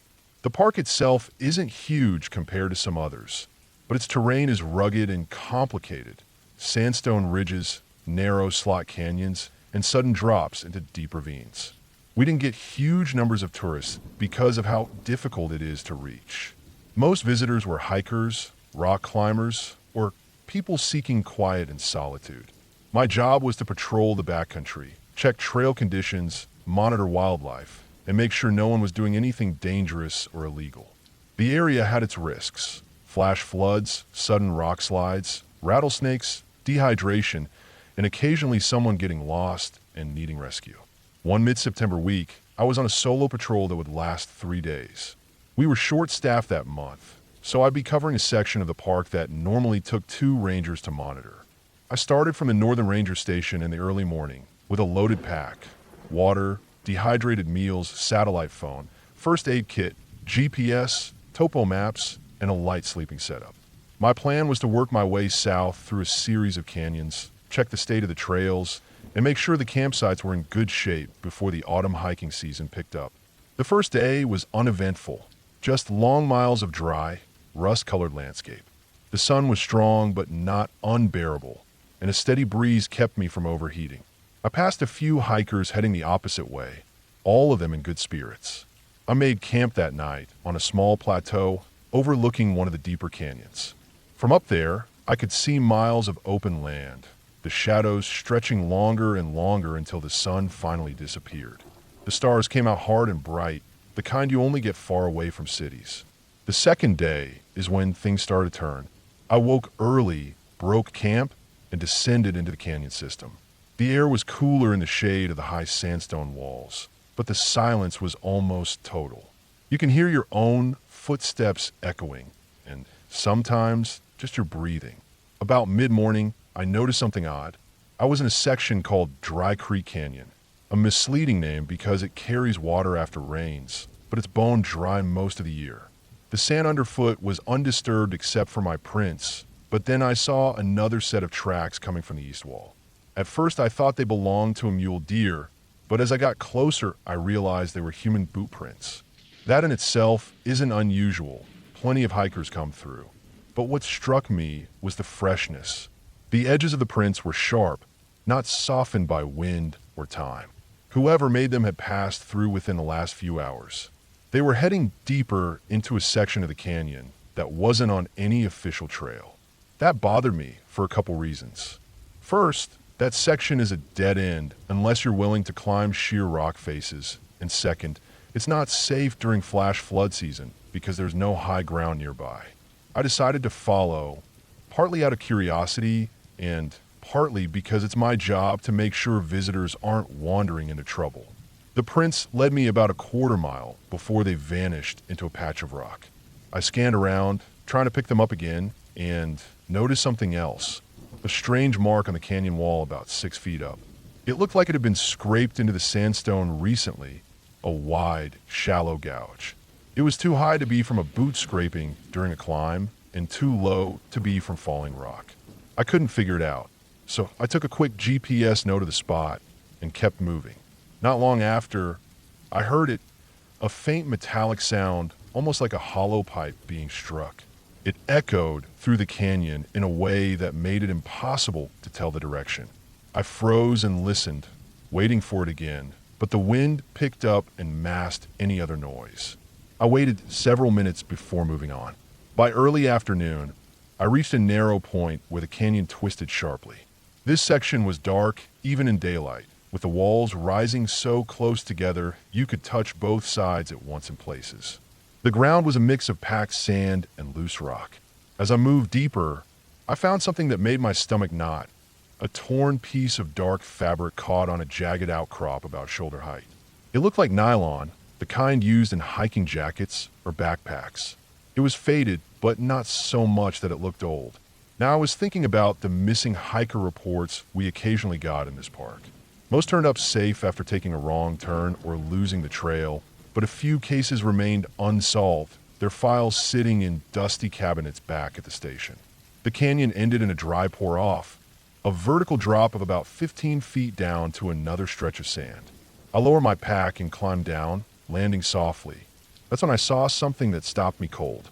Half buried in the sand was a small metal canteen. It was dented and scuffed, but still intact. I brushed it off and turned in my hands. The cap was missing, and the inside smelled faintly of stale water. I flipped it over and saw a faded name scratched into the metal. P. Duran. That name was familiar.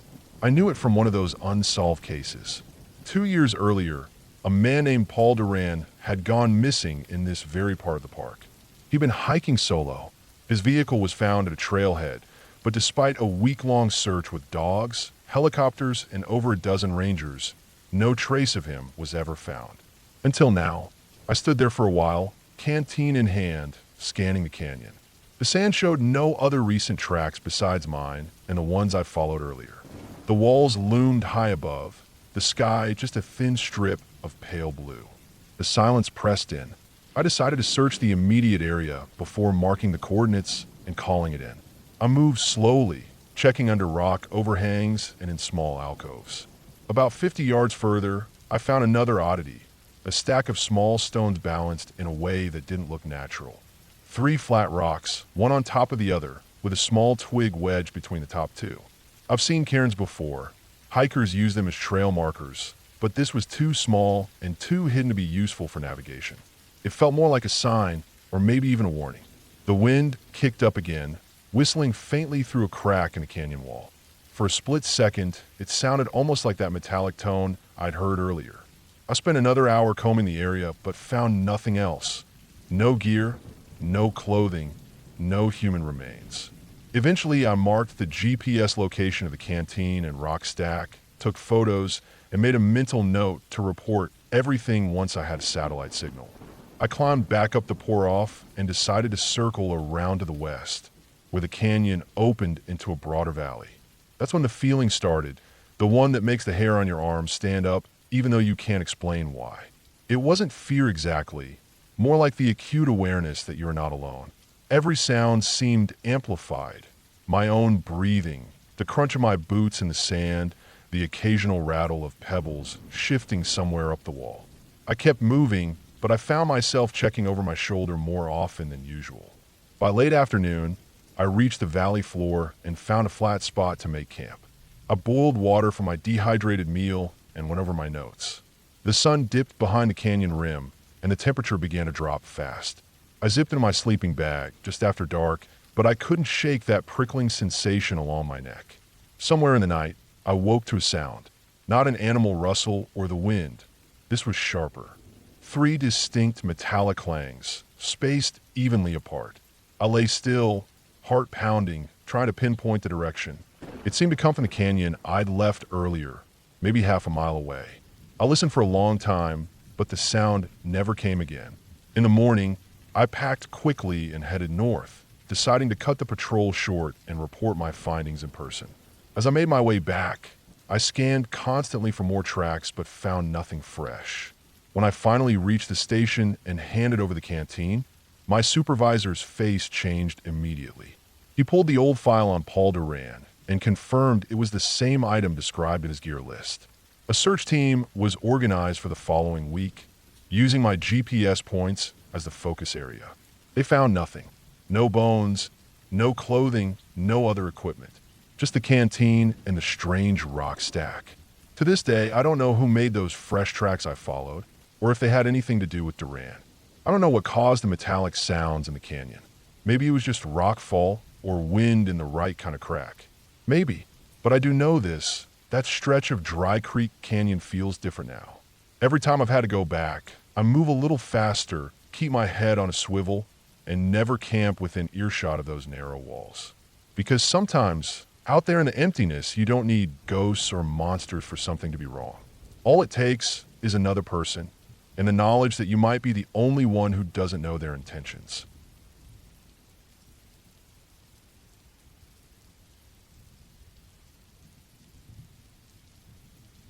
I started working as a park ranger in my early 20s, and like a lot of people new to the job, I came in with this idea that it would mostly be quiet trails, helping lost hikers, giving out maps, and maybe moving the occasional fallen tree. I knew there would be the odd search and rescue call, but I thought that was about as bad as it would get.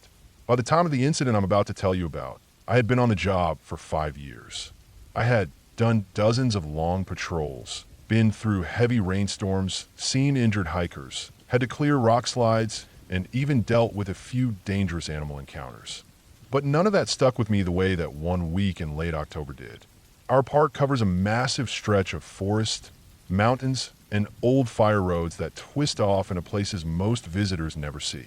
The section I was assigned to at the time had a mix of public trails and restricted backcountry areas. I worked out of a small ranger station about 45 minutes from the nearest paved road. That station had a bunk room, a tiny kitchen, and a radio desk. Most of the time, I worked with another ranger named Dean, but he was on leave that week, so I was covering the whole section alone. My shift was supposed to be Monday through Friday, sunrise to sunset, but if a call came in late, I had to respond. The first few days that week were uneventful. Cold mornings, frosty grass, the air smelling like wet leaves. The trees had mostly lost their colors, so everything had that gray-brown look. On Tuesday afternoon, I did a routine patrol on the Western Loop Trail. I noticed that one of the old service gates, a rusted metal bar meant to block vehicle access, was bent. The hinge had been forced open. This wasn't the first time I'd seen that happen. Off-roaders sometimes try to sneak into restricted fire roads. Usually, I take a photo, report it, and have maintenance fix it. But when I checked the dirt road beyond the gate, I saw fresh tire tracks. They were narrow, like from an ATV or dirt bike. They cut deep into the mud and went further in than I could see from the gate. Technically, my job in that moment should have been to log it and leave it for a bigger patrol, but something about those tracks made me uneasy. The road they went down wasn't just restricted. It was barely maintained, full of washouts and loose shale. You couldn't get far without risking a rollover. I followed them on foot for about 2 miles. They passed an old logging spur that had been overgrown for decades. The tracks didn't turn there. Instead, they kept going deeper toward the foothills. Eventually, I turned back. I figured I'd check again in the morning with the ATV. The next day, Wednesday, was cloudy. A low fog sat in the valley, and everything was damp. I took the park ATV out right after sunrise and followed the tracks from the gate. They dried a little since the day before, but were still clear. The road narrowed and wound around steep slopes. Fallen branches scratched the sides of the ATV. After another mile, the tire track split. One set continued on the main fire road, the other veered off onto a barely visible path choked with brush. I stopped there. The side path wasn't even on our current maps. The old paper survey I'd seen years ago showed something in this area. Maybe a utility cut or an abandoned road from when they logged here in the 60s. I shut off the engine and listened. Nothing but distant dripping from trees and a faint wind. I walked maybe 100 yards down the overgrown path before I saw it. A small clearing with the remains of a collapsed wooden shack. The roof had caved in, and one wall was leaning like it was about to fall. It looked like one of the old forestry cabins from decades back. The tire tracks ended there. Whoever came this way must have stopped, turned around, and gone back, but I didn't see any footprints. No sign anyone had walked around. I noted the location, took a few photos, and decided to head back. I figured maybe it was just someone exploring illegally, but I still felt off about it. That afternoon, I filed the report, thinking that was the end of it. Thursday morning, dispatch called me before I'd even had coffee. A hiker had reported finding something strange on a backcountry trail south of where I'd found the shack. The report was vague, just that there was a bad smell and some weird stuff hanging in the trees. That's not something you ignore. I geared up, grabbed extra water, and drove out. It took me about an hour to reach the trailhead and another 40 minutes of hiking to get to the coordinates they gave me. I smelled it before I saw anything, a thick, sweet, rotting stench that sticks to your throat. It wasn't a dead deer. I've smelled plenty of those. This was stronger, sharper. Then I saw the first one, a bundle of sticks lashed together with some kind of twine hanging from a low branch. At first, I thought it was some kid's art project or maybe an old marker. But there were dozens more. They weren't random. Each one had been carefully made, same size, same pattern. Some were hanging, others leaned against trees in little clusters. I searched around until I found the source of the smell. It was an animal, maybe a raccoon, skinned and strung up between 2 trees with more twine. It had been there for days. I backed off immediately and radioed in. The instructions were simple: document everything, but don't disturb it. Law enforcement rangers would handle it later. As I made my way out, I realized the whole section of forest felt wrong. Not in some supernatural way, just that everything was too quiet. Even the wind seemed to have stopped. My boots sounded loud on the damp ground. I caught myself checking over my shoulder every couple of minutes. Back at the station, I went over my notes and realized the location of the weird displays was less than 2 miles from the old shack I'd found. I didn't like that coincidence. I also didn't like being alone out there with no backup until Monday. Friday morning, I woke up to find fresh ATV tracks in the mud near the station driveway. I hadn't heard an engine during the night, but they were new. I would have noticed them before. They didn't come from a main road. They came out of the forest behind the station and led back the same way. The thing is, there's no trail back there. It's dense, steep terrain. Nobody should be able to ride through it. I grabbed my rifle, standard issue for bears, but also useful for making people think twice, and followed the tracks on foot. They cut through a stretch of woods I'd barely ever walked, weaving around rocks and stumps like whoever made them knew the terrain well. After maybe 20 minutes, I realized they were leading me straight toward that old shack. When I got there, the tracks stopped again, right at the edge of the clearing. But the shack wasn't the same as before. Someone had cleared some of the fallen wood away from the doorway. Inside, I saw fresh footprints in the dirt, big, boot-shaped ones, and an empty tin can in the corner that hadn't been there on Wednesday. That was it for me. I backed out slowly and headed straight for the station. I called it in and told dispatch I was requesting immediate law enforcement presence. They said they'd send 2 officers from the nearest town, but it would take a couple of hours. While I waited, I locked the station doors and kept watch from the window. Around midday, I heard an engine in the distance. I thought it was the officers, but it didn't sound like a truck. It was higher pitched. An ATV.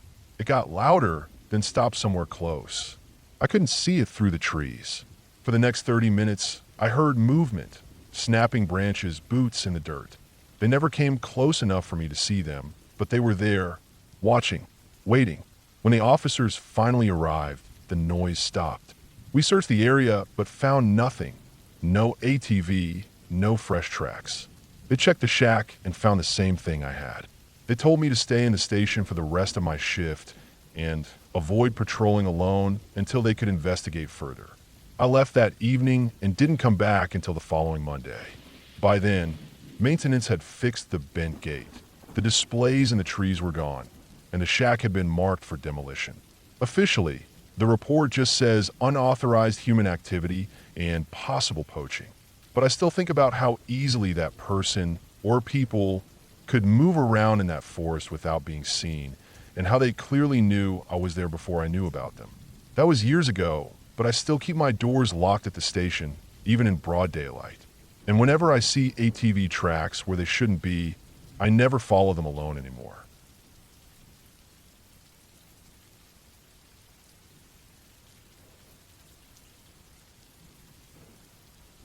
I had been working as a park ranger for a little over 7 years when I got assigned to the north sector of Red Valley National Park for the fall season. Most rangers liked summer duty, tourists, open facilities, predictable weather, but I preferred the colder months. Less noise, fewer people, more time to focus on the park itself. The north sector was one of the least visited areas, a mix of deep forest, rocky hills, and scattered lakes that were more like oversized ponds. There were no established campgrounds up there, just a few unofficial backcountry spots that locals knew about. The terrain made it hard to patrol, with long stretches of trail that vanished into tangled undergrowth and ridgelines that could hide someone for days. That was part of why they rotated rangers out there every few months. Familiarity could make you sloppy. My first week went smoothly. I checked the access roads, cleared down branches after a windstorm, and marked a few trails with new signs. I saw maybe 2 hikers the whole week, both retirees who had been coming there for years. The weather was crisp, hovering in the low 40s in the mornings with a dampness in the air that made everything smell like wet pine and earth. By my second week, I started noticing signs that someone had been camping out there without a permit. At first, it was small things, boot prints in areas far from the trails, a fire ring that looked too fresh to have been from last summer, and an empty food wrapper stuck under a log. That's not unusual. Sometimes hunters pass through or survivalists try to lay low, but I made a note of each finding in my daily report. One afternoon, I was hiking along a ridge that overlooked Eschwater Creek when I saw movement about 200 yards downhill. Through the trees, I caught sight of a figure wearing a dark jacket, moving slowly, almost deliberately. They weren't carrying a visible pack, and they didn't seem to notice me. The terrain was too steep to get down there quickly, and by the time I took a longer path to circle around, the person was gone. That night, I hiked out and drove the service truck to the edge of the sector where the old logging road began. We kept a chain across it to discourage vehicles, but I could see where someone had stepped over and followed it in. The prints were deeper than normal, maybe carrying something heavy earlier. By the third week, I was finding more signs. A tree had been stripped of bark in a neat rectangle, possibly for tinder. I found a few fish skeletons near one of the lakes, stripped clean but laid out side by side, like they'd been prepared on the spot. Then I found something that really made me uneasy, a small pile of bones, bird-sized, set in a ring of rocks. There was no sign of a camp nearby, but the bones were fresh. One morning, I started from the western trailhead before sunrise, trying to cover ground before the light shifted. The fog was thick enough that my flashlight beam seemed to get swallowed. Around mid-morning, I came to a spot near Hollow Pine Lake where the soil was soft from rain. There, clear as day, were two sets of footprints, one from sturdy hiking boots, the other barefoot. The barefoot prints weren't small, probably a man's size, but the idea of someone walking barefoot in 40-degree weather out here didn't make sense. That night, I radioed in my observations. My supervisor told me to keep an eye on the area and see if I could make contact, but not to approach alone if I felt unsafe. The next week, I pushed deeper into the northeast corner of the sector, a place even most rangers avoided. It was dense with spruce and had a reputation for swallowing GPS signals. About 4 miles in, I found what I'd been half expecting, a rough shelter hidden behind a curtain of fallen branches.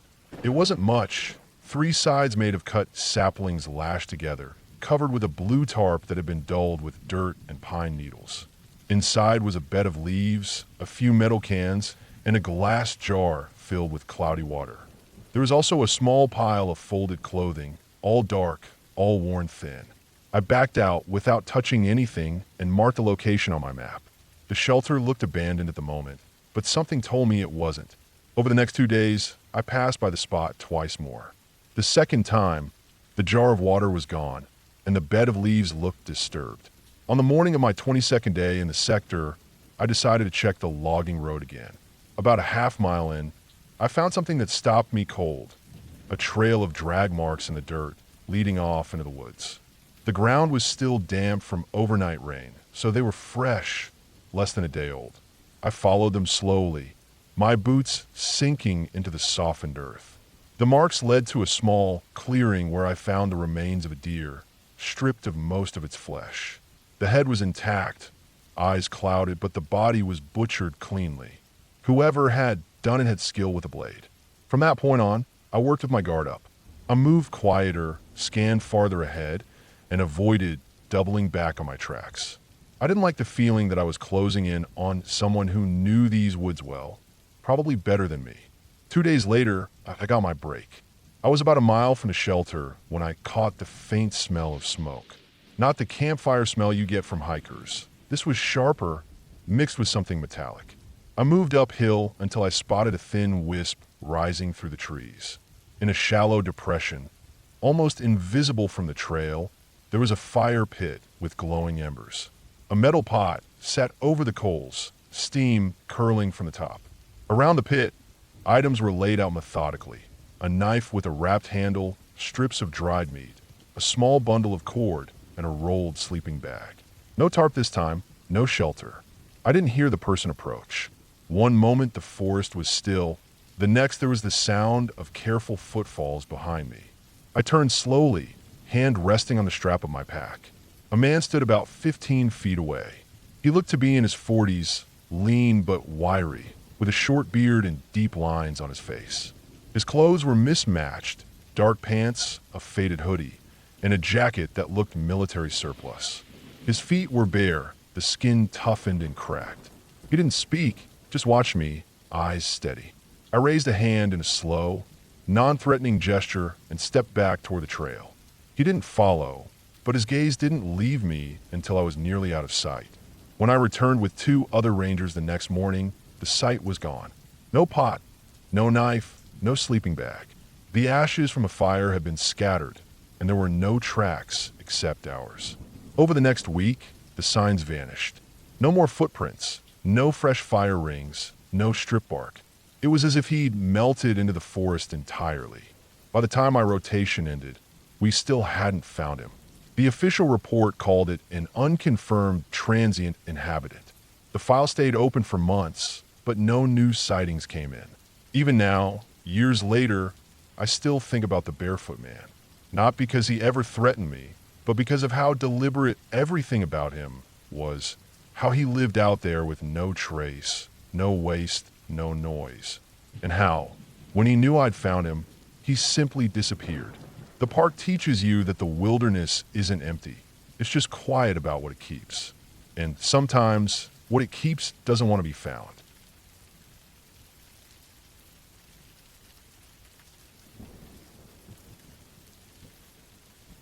I've been a park ranger for a long time now, but there's one shift that's burned into my mind like a scar.